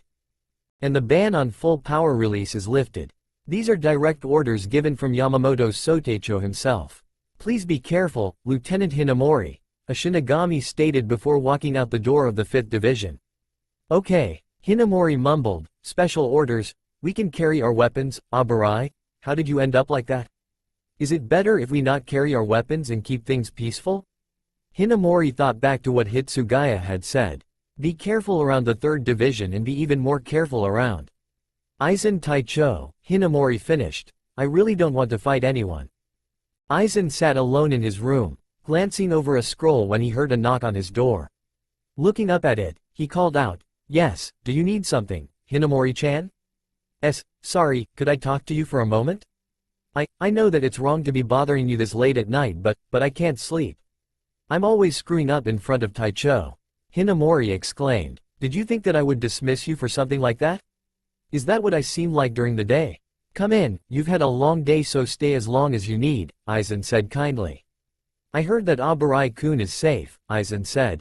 Really? That's a relief. Hinamori mumbled. Kuchiki Taicho wanted to demote him, but others argued against it. When he fully recovers, he'll be able to return to his rank, Aizen stated. Were you the only one defending Abarai-kun, Taicho? Hinamori asked. No, he is talented and everyone likes him, Aizen said with a warm smile. No one would be happy if he got demoted. Hinamori smiled. Yeah, his words, his voice, Taicho calms my restless spirit. I'm so lucky to serve under you, Aizen Taicho. So, sorry, I fell asleep? Hinamori looked around. Aizen Taicho? He's gone. Hinamori looked at the clock. Oh no, I'm already late. Hinamori shouted in shock. Captain probably woke up early, but why didn't he wake me up? Hinamori ran out the door and turned the corner before stopping and staring in shock at the sight before her. The rest of the lieutenants were in the meeting room waiting for Hinamori. Where is she? Gaara asked, clearly annoyed. She'll be here, Gaara-kun, Matsumoto stated. Ah, that sounded like Hinamori. Kira shouted as they rushed to the place they heard the noise. What's wrong, Hinamori-chan? Kira asked as he and the others turned the corner before they also stopped and stared in shock. Aizen Taicho, he's... Hinamori started but couldn't finish as tears welled up in her eyes. The rest of the lieutenants stared at the dead body of Sosuke Aizen. What is going on? Jin asked as he walked onto the scene. Hinamori looked at the 3rd Division Taicho with tears leaking out of her eyes as she recalled Hitsugaya's words, twisting them. Be careful of the 3rd Division. Hinamori looked at Jin's grin. Especially. Hinamori's eyes widened before they began to narrow. When Aizen is taking a walk alone at night. It was you. Hinamori roared at Ichimaru as she rushed at him with her Zanpakuto drawn. Just as Hinamori was about to slash at Jin, her sword was blocked by Kira. Kira-kun? Why? Hinamori asked. I am the lieutenant of the 3rd Division. No matter what the reason, I cannot allow you to point a sword at my Taicho. Kira said. Please, move aside, Kira? I can't. Move aside, move. I can't. What part of, move aside, do you not understand? Hinamori yelled. What part of, I can't, do you not understand? Kira roared. Burst, Tobium. Hinamori shouted, activating her Shikai. What? Kira shouted, shocked. A large explosion sent Hinamori and Kira sliding back. How dare you release your Shikai like that? Kira yelled, how shallow. Think about what you're doing right now.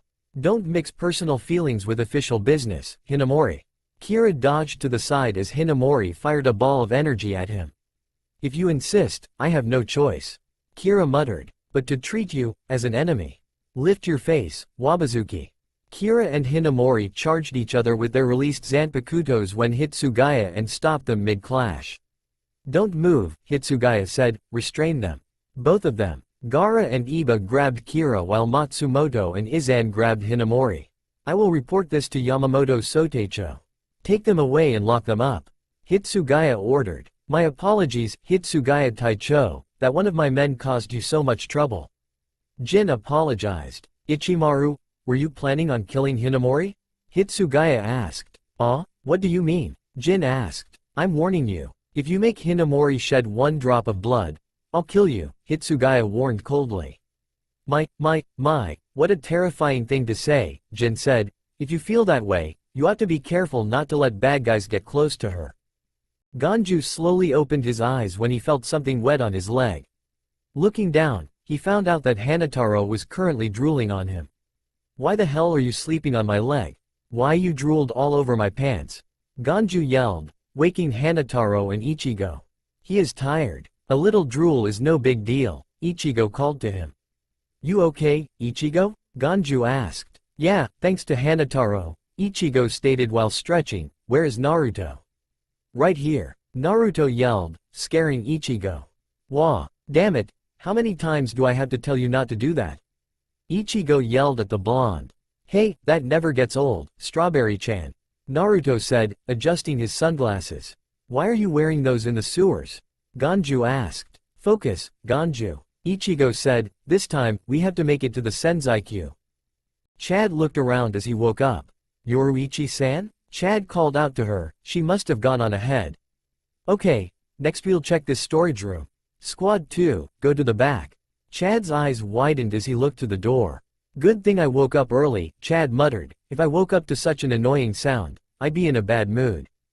What the heck is that thing? Ichigo asked, looking at the pills Naruto and Hanataro were holding.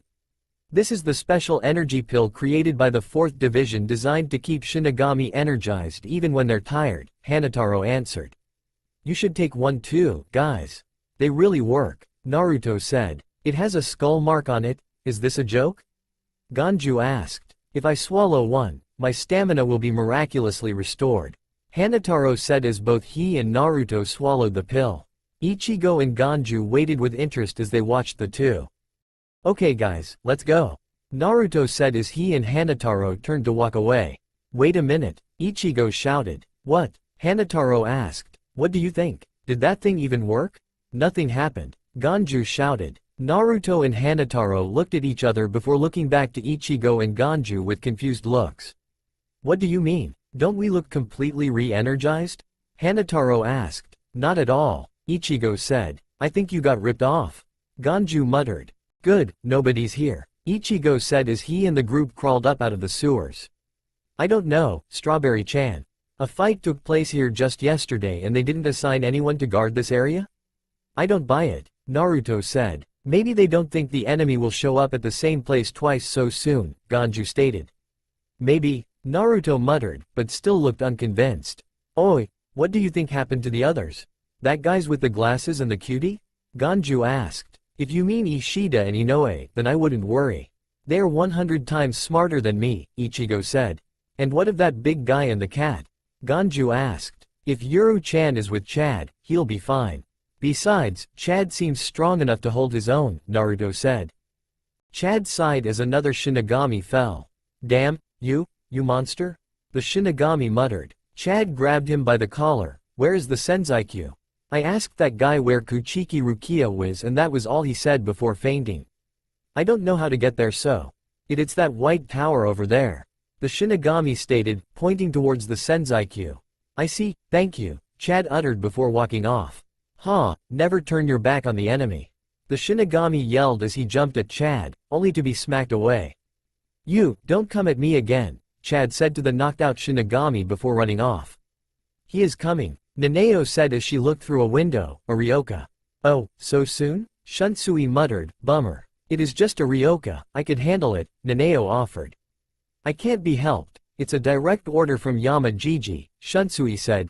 Besides if I let my Naneo-chan enter the battle and she gets hurt, whatever would I do Tilda? Excuse me, you're Naneo? Naneo asked, annoyed. You are extra cruel today, that's what I like about you Tilda. Shunsui said. I get it, just go. Naneo snapped. Fine, there is no need to be so worried, it'll be over soon. After all, this is just a little show, Shunsui muttered. Damn it, these stairs are way too long. Ichigo muttered as Ganju nodded in agreement.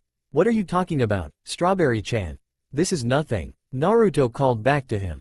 You see, I told you those pills work. Hanataro called to them from besides Naruto. Shut up, Ichigo and Ganju yelled at the same time. There, we made it. No guards in sight either. Ganju said. Good, then all we have to do is charge straight through. Ichigo said. Suddenly, the group was surrounded by an enormous spiritual pressure. What? Ichigo began. Where is this pressure coming from? Naruto smirked. He'd recognize this pressure anywhere. 5th Division's Special First Class Holding Cell. God, that is a mouthful. Hinamori sat in her cell quietly. She looked horrible. Her skin was pale and her eyes had heavy bags and were dull. Suddenly, Matsumoto Rangaku walked through the door. Rangaku-san, Hinamori quietly greeted. What are? Matsumoto handed Hinamori a letter. This was found in Aizen Taicho's room, Matsumoto said. It's addressed to you. From Aizen Taicho. To me, Hinamori muttered. I don't know what is in it, but you're lucky my Taicho found it first, otherwise it'd be taken in as evidence. I don't know what is in it but I think it is an honor to be the receiver of her Taicho's final words. Read it well, Matsumoto said before she walked out of the room. Thank you, Rangaku-chan, Hinamori uttered, tears begging to form as she opened the letter. Hinamori, if you are reading this, I am probably in another world I cannot return from. I am sorry for the anxiety and the grief I have caused you. I really can't emphasize that enough no matter how much I say it. I had been hesitant to tell you about the reason I have been acting oddly lately. I hope you understand the reason I hid it from you is that I didn't want to drag you into this and I hope you can forgive me, as I am about to drag you into it anyway. I sense that my time is near, and thus, I will tell you everything I have uncovered about a conspiracy that I have uncovered. Hinamori unfolded the last part of the letter and gasped before dropping it to the ground. This is. Hinamori gasped out as she looked at the unfolded part of the letter on the ground. Hitsugaya Taicho has betrayed us. He and Uzumaki Naruto will be coming after me tonight to kill me. Strawberry-chan, Ganju, Hanataro. Keep together and run as fast as you can. Make sure you're following me. Naruto shouted as the group began to run, despite the large pressure. If it is him, Naruto thought, if he finds me, he won't give a crap about them, but if he found them alone. Up on a rooftop a few blocks away, Kenpachi Zaraki smirked. So, they're finally here. Kenpachi muttered, Uzumaki Naruto, I want my rematch. Naruto looked back momentarily to check if they were following him. Good, Naruto thought. I need to get them as close to the Senzai-Q as possible. This is so weird, Ichigo thought. We've been running for a while now, but I still feel so close to the source of that pressure. It feels as if he is holding a sword against my throat. Up on the roofs, Kenpachi smirked as his eyes locked in on Hanataro. Not him. He moved to Ganju. Not him either. Ichigo was next. He's the one who beat Ikaku, but he isn't my target. Naruto? Naruto? Naruto stopped as his eyes grew wide and he broke out in a grin. No point in avoiding it now. He's caught us, Naruto thought. Hello, Kenpachi Zaraki. Naruto greeted the large man. Ichigo, Ganju, and Hanataro looked up to see a large man flying at Naruto with his sword drawn. Naruto quickly unsheathed his sword and parried. Uzumaki Naruto, you promised me a rematch. Kenpachi grinned. I figured you'd bring that up. Naruto muttered, Strawberry-chan, Ganju, Hanataro. Just keep running towards the tower. I hold this guy off. But, Ichigo hesitated. He could literally feel the energy pouring off of this guy. Go. Ichigo nodded and the trio took off running, not looking back. So, ready for round 2, Kenpachi? Naruto asked, grinning more at the maniacal look on Kenpachi's face. Suddenly, Yachiru popped over Kenpachi's shoulder. Oi, Slacker-chan, you came back. Hey, nice to see you too, Pinky. Naruto greeted the small girl, before taking something out of his pocket and throwing it to her. Catch. Yachiru's face lit up when she saw what he had tossed her. Pocky. Thanks, Slacker-chan. Anytime, Pinky. Now why don't you go somewhere safe and enjoy the show with those? I have a feeling Ken-chan here is going to want to go all out. Naruto grinned as the girl nodded and jumped to the roof of a random building. I see you're still great with children, Uzumaki. Kenpachi said as he tried to push Naruto back. Yeah, guess I am. Naruto stated as he began to push Kenpachi back a few feet. Zaraki growled and jumped back, glaring at Naruto. What's the matter, Ken-chan?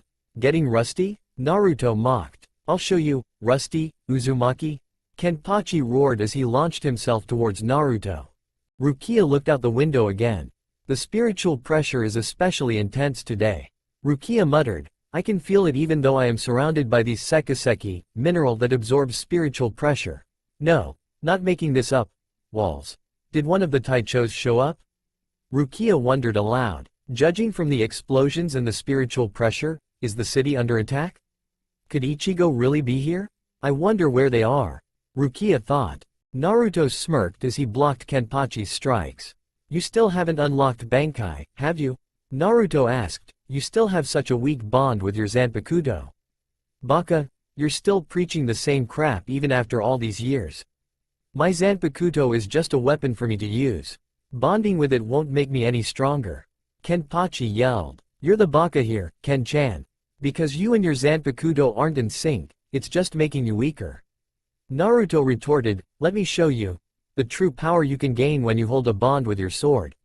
Strike, Reikori Ryujin. The 5 dragons' heads formed around the blade and began to rotate until they were just a blur. Naruto smirked at Kenpachi's shocked look. Fire. Naruto yelled as an electric tornado fired out from the blade, hitting Kenpachi straight through a building. Hey, not bad, but I'm not impressed. That was way below your normal standards. Kenpachi yelled as he emerged from the building, a scorch mark and some scratches on him. Don't worry, Ken-chan, that was just a warning shot. You're strong, Kenpachi, there is no doubt about that. But as long as the bond with your Zanpakuto is weak, you have no hope of winning. Naruto declared as he pointed Ryujin at Kenpachi. Come on then, I'll show you I don't need any bonds. Kenpachi roared as he charged Naruto. Naruto and Kenpachi clashed blades, blocking each other's strikes. Kenpachi then swung his sword in a wide, horizontal arc, which Naruto ducked under and slashed up with Ryujin, leaving a long, straight gash on Kenpachi's chest. Naruto, following through on his attack, delivered a powerful kick to Kenpachi's chest, pushing him back through the building again. Suddenly, the spiritual pressure increased. Shit, Naruto cursed, knowing exactly what had just happened. Once again, Kenpachi Zaraki emerged from the building, his eye patch missing. I'm not holding anything back, Uzumaki. Why don't you unlock your Bankai so we can go all out? Kenpachi asked, his grin threatening to split his face. I don't need Bankai to defeat you, Ken-chan. Naruto smirked as the man began to growl. Don't take me lightly, Uzumaki. Kenpachi yelled as he disappeared from view and reappeared in front of Naruto, slashing down on him. Naruto caught the blade, drawing blood. Kenpachi smirked and applied more force, drawing more. Do you see now, Uzumaki? I don't need any bond. Kenpachi roared crazily. Like I said, you're pretty strong, but, Naruto said as he strengthened his grip on the sword, like I said, my bond with my Zanpakuto would beat you. Suddenly, Naruto applied his electricity to Kenpachi's Zanpakuto, delivering a large shock to the man and throwing him back and on the ground. When Kenpachi stood and lifted his head, he saw Naruto pointing Ryujin at him as the 5 dragon heads came together to form one large one. Naruto smirked at Kenpachi's widened eyes. You see, Ken-chan? My bonds are my power. Goodbye. Naruto yelled as the dragon roared and fired a large lightning bolt at him.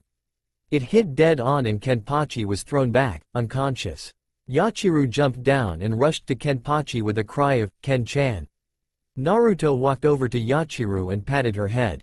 Here, give him this and he'll be just fine in an hour, Naruto said, handing Yachiru some medicine. Yachiru nodded then grinned to Naruto. Got it, see ya slacker-chan. Naruto smiled and waved before rushing off to find Ichigo. Let me go. That was Zaraki Kenpachi. If we don't help him, Naruto-san will die. Hanataro yelled as he struggled against Ichigo and Ganju's grips. Look, I'm worried too, but if we go back we'd just be in the wall. Ichigo started but was cut off. Hey guys, did I miss anything? Naruto asked as he ran up to the group. Ganju and Ichigo released their grip on Hanataro and stared at him in shock. Naruto-san, did you beat Kenpachi Taicho? Hanataro asked, shocked. Yep, he wasn't so tough. Naruto said, now come on, we gotta get to Rukia, remember? Ichigo just shook his head and Ganju nodded before the group took off once more. Naruto, just how strong are you? Ichigo thought. Chad stared at the ceiling of his cell. He had lost to the 8th Division Taicho, badly. He glanced down at his bandaged chest and sighed. He had failed to keep his promise to Ichigo. Suddenly, the door opened and a bandaged Ishida was thrown in. Ishida? How did they catch you? Chad asked. I lost a fight with the 12th Division Taicho. You? Ishida answered. The 8th. Where is Orihime? Still out there, somewhere. Kenpachi awoke as stared at Yachiru. Ken-chan, I called you Nohana. Yachiru stated. Hey, looks like I lost to Uzumaki again. Kenpachi muttered. You didn't lose. Slacker-chan said he was fighting with Ryujin. It was 2-on-1. Ken-chan wins. Yachiru declared. Do you remember when I named you, Yachiru? Yep, I'll never forget. Neither will I. Kenpachi mumbled before he picked up his Zanpakuto and gazed at it. It's been so long that I almost forgot the pain of not having a name. I know you have waited a long time and this may seem a little late, but can you tell me your name? Che, didn't work. Kenpachi muttered, recalling Naruto's words. My bonds are my power. You're a strange one, Uzumaki, Kenpachi thought, but you have some wise moments. With that, Kenpachi passed out. Naruto and the group stared at the tall tower before them before Naruto whistled. It seems bigger than I remember. Naruto muttered. It always does, doesn't it? Yoruichi said as she jumped up to the group. Yoru-chan, you made it. Naruto said as he picked the cat up and began to snuggle it. Was there any ever doubt? Yoruichi asked. Who is the cat? Hanataro asked Ichigo. Long story, let's just go. Ichigo said as he and the others began their trek up the tower. The pressure stopped. Rukia muttered, I wonder who lost. Rukia paused before speaking again, why? No one should be bleeding because of me. Am I really worthy of having someone bleed just to rescue me? Tell me, Kyan Dono. After knocking out the guards, the group stood facing the door. This was it, everything they had worked for was nearly done. Hanataro fished out the backup key he had stolen and opened the door. Hello, Rukia-chan. Ganju smiled as he looked in but stopped, and stared in shock. Rukia's eyes widened as she looked at the group before her before rushing over to Ichigo. Ichigo, Hanataro-san, Naruto? What are you doing here? Rukia asked in shock. We'll explain later, right now we have to get you out of here and find the others. Come on Ganju, we're leaving, Ichigo said. Ganju didn't move, he didn't breathe, he just stood there in shock. Ganju, you're the one who killed him. You're the one who killed Kaien. Ganju roared as he rushed at Rukia, grabbing her collar. Rukia's eyes widened. What are you talking about? Ichigo yelled. Rukia didn't kill Anion. No, Ichigo, he's right. I did kill Kyan Shiba. Rukia muttered, shocking Ichigo and Hanataro. Suddenly, the spiritual pressure in the area strengthened and the group turned around to see Byakuya Kuchiki standing there. So, this is why you had returned, Naruto-sensei, Byakuya spoke, shocking everyone there but Yoruichi. Rukia turned to Naruto in shock, you trained him? Naruto was your sensei? Ichigo asked, surprised. Hi, I came here with these guys to rescue Rukia, Byakuya. Naruto declared. Rukia looked towards her brother, Byakuya? Rukia, can you hold out just a little bit longer? Naruto asked, if we fight Byakuya here, we will draw the full attention of the Gotei 13. Can you wait a few more days to be rescued? What? No, we're not leave. Ichigo was cut off by a swift chop to the neck from Naruto. Why yes, I can wait, Rukia uttered, walking back into the cell with renewed hope and a lot more questions. Good, be strong now, Rukia-chan. Naruto said before turning to Byakuya, Byakuya. I could easily wipe the floor with you here and now but I get GG on my ass as quick as possible, like I said before, I won't fight you. Your opponent will be this baka on my shoulder. If you think that weakling can ever hope to defeat me, you are slipping, sensei, Byakuya stated. Believe what you will, Byakuya, Naruto muttered before grabbing Hanataro and Ganju by the collars as Yoruichi hopped onto his shoulder. Naruto's eyes met Byakuya in a small glare before he shunpo-ed away. Byakuya said nothing as he walked off. His sensei was going crazy. That fool would never beat him. Never. Renji opened his eyes to see a white monkey with a snake for a tail looking down at him. Zabumaru, Renji muttered. How long do you plan to lay here, scumbag? Zabumaru asked him. Nice choice of words after all this time. What do you want? Renji asked his spirit, his eye twitching. Zabumaru turned his head to Renji's Zanpakuto, which was now unscratched, as if his fight with Ichigo had never happened. I am completely recovered. I can fight now. I'm just waiting for you. Stop laying there and recover already. Then, let me fight Zangetsu again. This time, I won't lose, Zabumaru stated. Baka, did you fall asleep back there? Renji asked. He's not my enemy anymore. Zabumaru stared Renji. He's not? Then, who is? Who shall I fight next? Naruto glared at Ichigo. What had that baka been thinking? Flashback. Ichigo blinked, his eyes opened and looked around. Where was he? Oh good, Strawberry-chan, you're up. Naruto said as he and Yoruichi walked to him. Where are Ganju and Hanataro? Ichigo asked. They stepped out, Yoruichi answered. Suddenly, Ichigo's eyes widened as he recalled what had happened at the tower. Ichigo shot up and grabbed Naruto. Why didn't you take Rukia with us? Why did you leave her there? Ichigo yelled. Strawberry-chan, if we had taken Rukia with us, then the Gotei 13 would have followed us. You're not strong enough to face Byakuya, not yet, Naruto said. So when do I get strong enough? Ichigo asked. Right now. We don't have time to wait for you to heal completely, so Naruto and I are going to train you, Yoruichi answered. You? No offense, Yoruichi-san. But how is a cat going to train me? Ichigo wondered aloud. Yoruichi looked at Naruto. I thought you told him. I did, Naruto said. The baka just can't remember anything. What are you talking about? Ichigo asked. Yoruichi was engulfed in smoke and, when it cleared, there stood a beautiful woman, who was naked. Ichigo immediately recalled the time Naruto had told him about this, blushed, and looked away.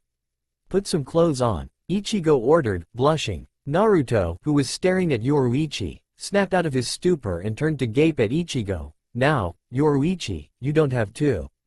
You can stay like that. Yoruichi just chuckled and shook her head before putting her usual clothes on. Sorry Naruto, but he has to be able to focus on his training. Ichigo, meet me outside in 5 minutes. With that, Yoruichi walked out of the room. Naruto turned and glared at Ichigo. Damn it Ichigo. Do you know how long I had been waiting for that? What kind of man are you? There is no way you're not gay.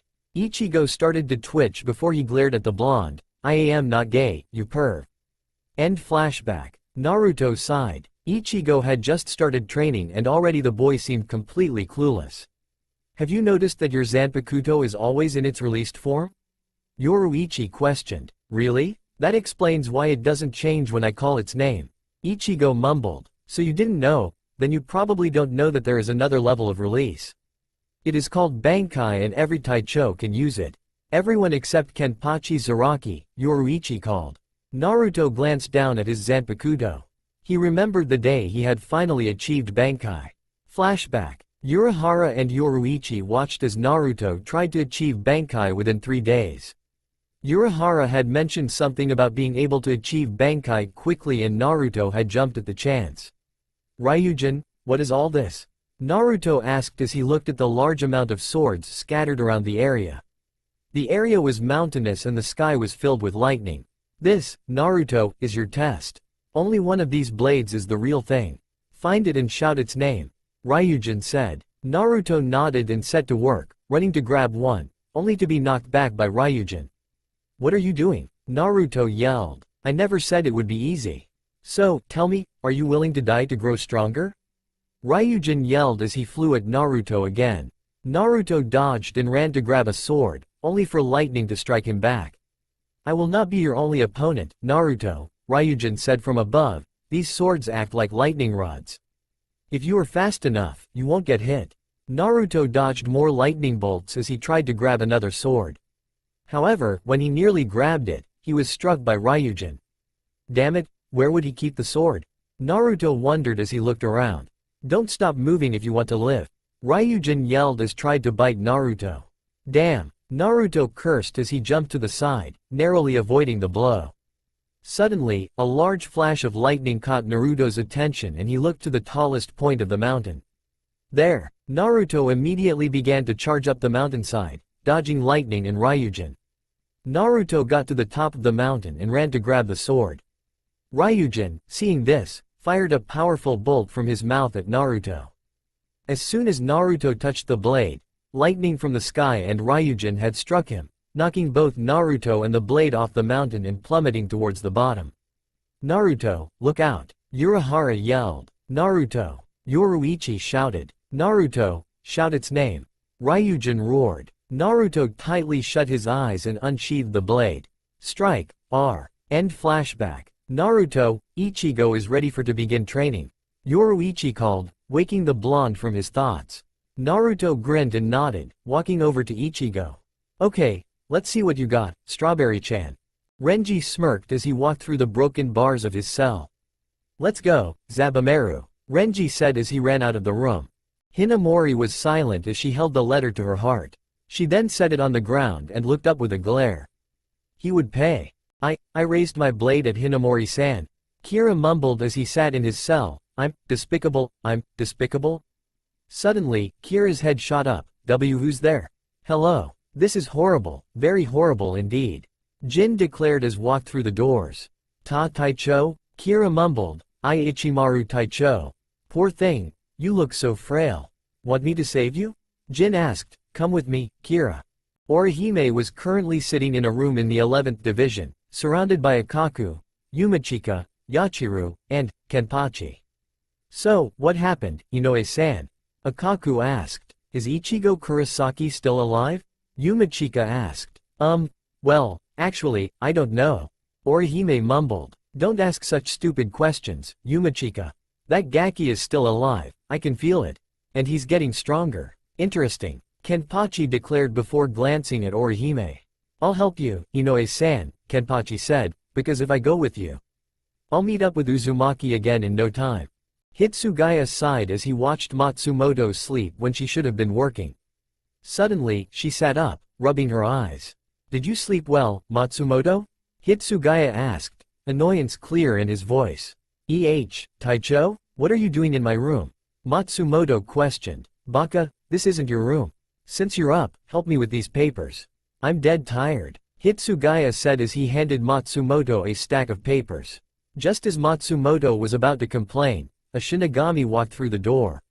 What is it? Hitsugaya asked. Hitsugaya Taicho, I bring word from the detention center, the Shinigami said. Lieutenants Hinamori and Kira have escaped from their cells. Ichigo and Naruto were currently relaxing in the hot springs. Sorry I couldn't make the technique last longer, Strawberry-chan, Naruto said, but that doll takes up a lot of energy. Don't worry about it, Ichigo replied, I still have 2 more days to reach Bankai. Ichigo then noticed something. Hey, my wounds. They're all healed, Ichigo exclaimed. Yep, this hot springs has special properties. Naruto said as he sank into the water more. How's the temperature? Yoruichi called to them. It's not bad, Naruto answered her. It's okay, Ichigo said. Oh, that's good, Yoruichi spoke. I'll take a bath, too, then. Yes, Naruto cheered. No, Ichigo yelled, blushing. What do you mean, no?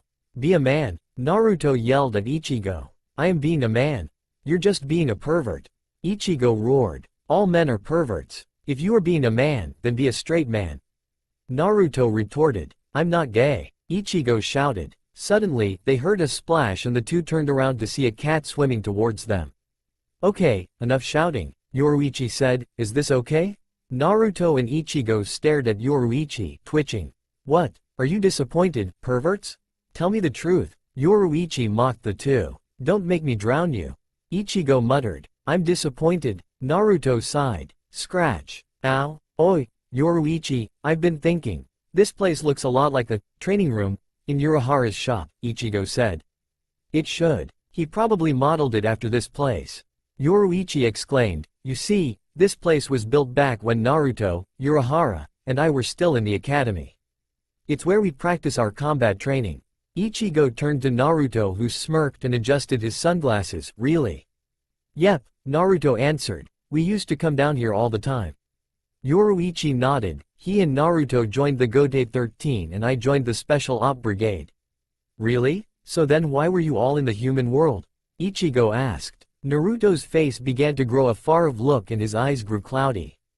Yoruichi glanced at Naruto before looking back at Ichigo. That's a story for another day. Naruto had stopped listening, though. Flashback. So, you're leaving, huh? Wanna tell us why you're betraying us? I'm not betraying you. Would I do something like that? I didn't think you would until I saw you point your blade at his throat. I had a reason to attack him. What? What could possibly be important enough to betray Seirei for? To betray us for? Yoruichi? Urahara? Just go, we can't stop you anyway. Okay, forgive me. You'll understand why I can't stay soon. Promise me that you won't trust Aizen. End flashback. Ichimaru and Kira walked down the halls of the 3rd Division. So, I was right. You two are together. Jin and Kira looked up to see Hitsugaya standing there, glaring at them. Just as I thought. Kira's cell door was open from the outside. If you broke him out, it wasn't very smart of you to make it so obvious, Ichimaru, Hitsugaya stated. What? You misunderstood. I did that because I wanted people to know, Jin said, his grin growing. It's a good thing I got here before Hinamori did, Hitsugaya said. Before she gets here, I'll kill you.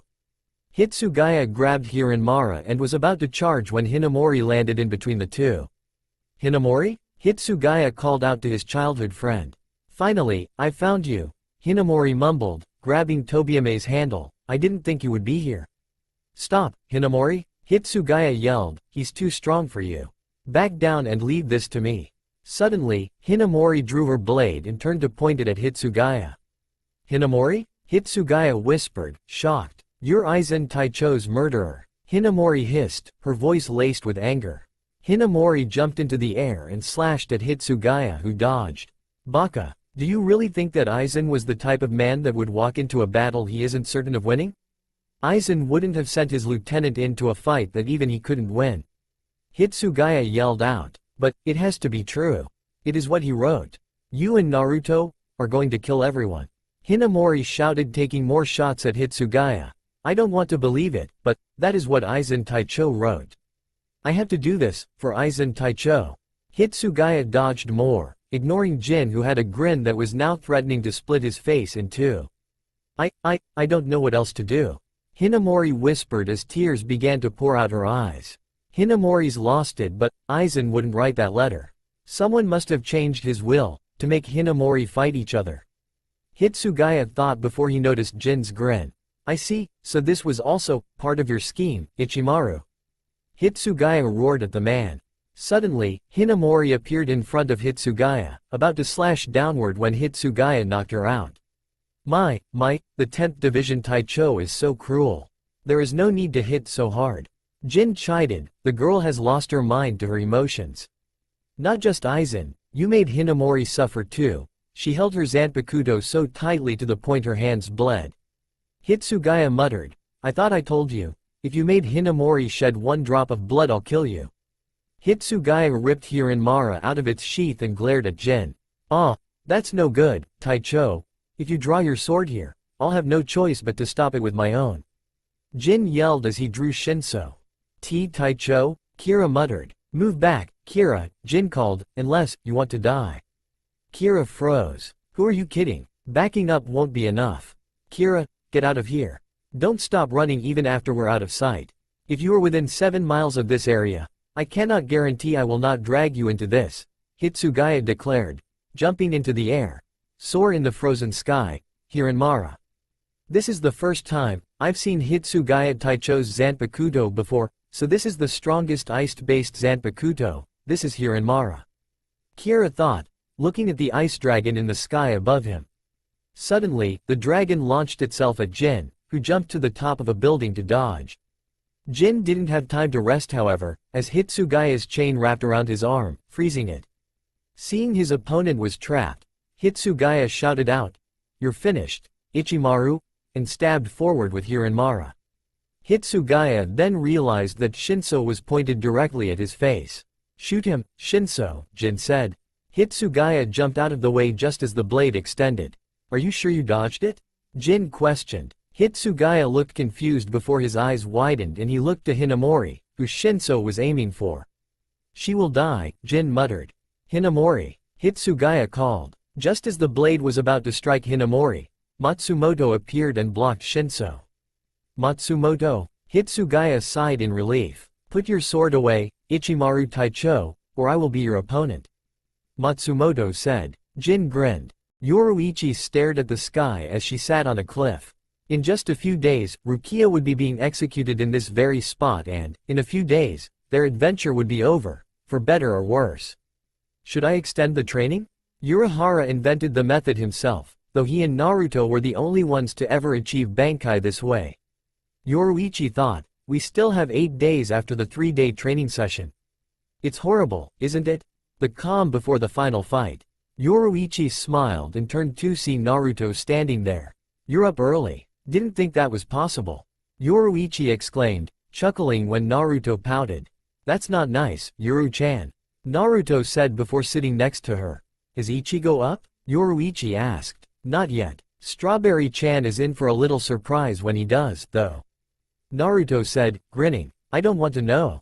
Yoruichi said, giggling, Naruto, do you remember the day that we celebrated graduating from the academy? How can I forget? That's where Kukaku started her grudge against me. Naruto exclaimed. Flashback. Naruto, Urahara, Shunsui, Yukitaki, Kukaku, Yoruichi, and Unohana were currently in the basement of the Kukaku house. Out of the 7, Naruto, Urahara, Shunsui, and Kukaku were currently drunk. I can't believe this, Unohana muttered as she shook her head at her friends. Oh, lighten hiccup up, Uno-chan, it's a party. Naruto exclaimed. Naruto, how did you even get this stuff? Yoruichi asked. Gigi has a secret stash in his desk. I just grabbed a few bottles and ran. Naruto exclaimed, while a drunk Urahara and Shunsui applauded him. Why ya no, you're pretty cute, Urahara slurred to the person next to him. What's your name? Urahara? It's me, Joshiro Yukitaki? Yukitaki said as he sweat dropped at his friend. Oh, Yukitaki, you've been a good son, and I'm sorry you're so sick. Urahara muttered. Right, Yukitaki said, taking some steps away from Urahara. Come on, Yukitaki, have something to drink. Shunsui said, tossing an arm around his friend. You haven't had anything since you got here. Yukitaki glanced at Unohana, whose glare clearly said, take one sip and you die. I don't think I should. Yukitaki muttered. Oh, I see what's going on here. Your girl has you whipped, huh Yuki-chan? Naruto mocked, gaining laughs from everyone and blushes from Yukitaki and Unohana. Suddenly, Kukaku pulled out a deck of cards and smirked. I have an idea, Kukaku said, why not we play a little game? Yoruichi and Unohana, already knowing where this was going, pulled Kukaku aside. What do you think you're doing? Yoruichi gaped at her friend. Come on, I know you wouldn't mind playing this game with Naruto. Kukaku mocked, causing Yoruichi to blush and Unohana to giggle, and I know you wouldn't mind playing with Yukitaki, Unohana. Kukaku smirked at her blushing friends before turning back to the boys. So how do you play? Urahara asked. Oh, it's easy. It's just basic poker. But the loser has to take off a piece of clothing. Kukaku declared with a glint in her eyes. It was that night that everyone learned two things. 1. That Naruto Uzumaki was amazing at poker when he is drunk, and 2. Kukaku was very bad at poker when she is drunk. End flashback. She still hasn't forgiven me for that. Naruto exclaimed. Naruto, do you remember what happened after the party? Yoruichi asked hesitantly while blushing. Nope, guess I was a little drunk. Naruto said, not noticing the look of disappointment that spread across Yoruichi's face. Oh, Yoruichi muttered as she recalled a certain event that had happened on their trip home. Flashback. I can't believe you. Yoruichi scolded as she helped Naruto home. How the hell did you drink 7 bottles of sake? Who's sake? Naruto slurred. Yoruichi sighed and shook her head. Yoruichi, you know I always liked you, right? Naruto asked. Bibaka, what are you saying? Yoruichi stuttered, a blush growing on her face. Don't say such embarrassing thing. Yoruichi was cut off as Naruto's lips met hers. Her eyes widened before they closed and she began to return the kiss. After what seemed like hours, the two broke apart. Naruto, Yoruichi began, blushing and staring at the ground. I like you too. Yoruichi looked back up to and pulled off Naruto's sunglasses to see he was asleep. Sighing, Yoruichi shook her head and smiled lightly. He really was a baka. But he's my baka, Yoruichi said as she dragged him home. End flashback. So, what happened on the way home? Naruto asked with a curious look on his face. Yoruichi blushed. Well, you see, we key. Naruto, what the hell did you do to my face? Ichigo yelled as he ran at Naruto with a mustache and a monocle drawn on his face. Naruto got up and began to run. Come on Strawberry-chan, can't you take a joke? I'll kill you. Yoruichi smiled and looked back at the sky. She'd tell him, eventually. But for now, it was a new day. Naruto, however, had glanced at the Senzai-Q. I can't shake this feeling, Naruto thought, that a storm is brewing. What do you mean? Rukia asked in shock. Due to recent events, the Shinigami before her explained, it has been decided that the date of your execution be changed once again. Rukia's eyes widened. The execution will take place tomorrow. Ganju and Hanataro were panting as they ran away from a large group of Shinigami. Suddenly, they ran into something hard and were knocked to the ground. Looking up, they found it to be Komamura, Taicho of the 7th Division. You two, Komamura spoke, are under arrest. Ichigo was currently fighting against Zangetsu in a hope to gain Bankai with Naruto and Yoruichi silently observing from above. Suddenly, all four felt a spiritual pressure enter the area and they turned to find Aburai Renji standing there. So, you're training to get Bankai, huh? Renji asked. I think I'll join you. That's all for now. If you want to see next part, then please like this video and subscribe my channel. Thank you.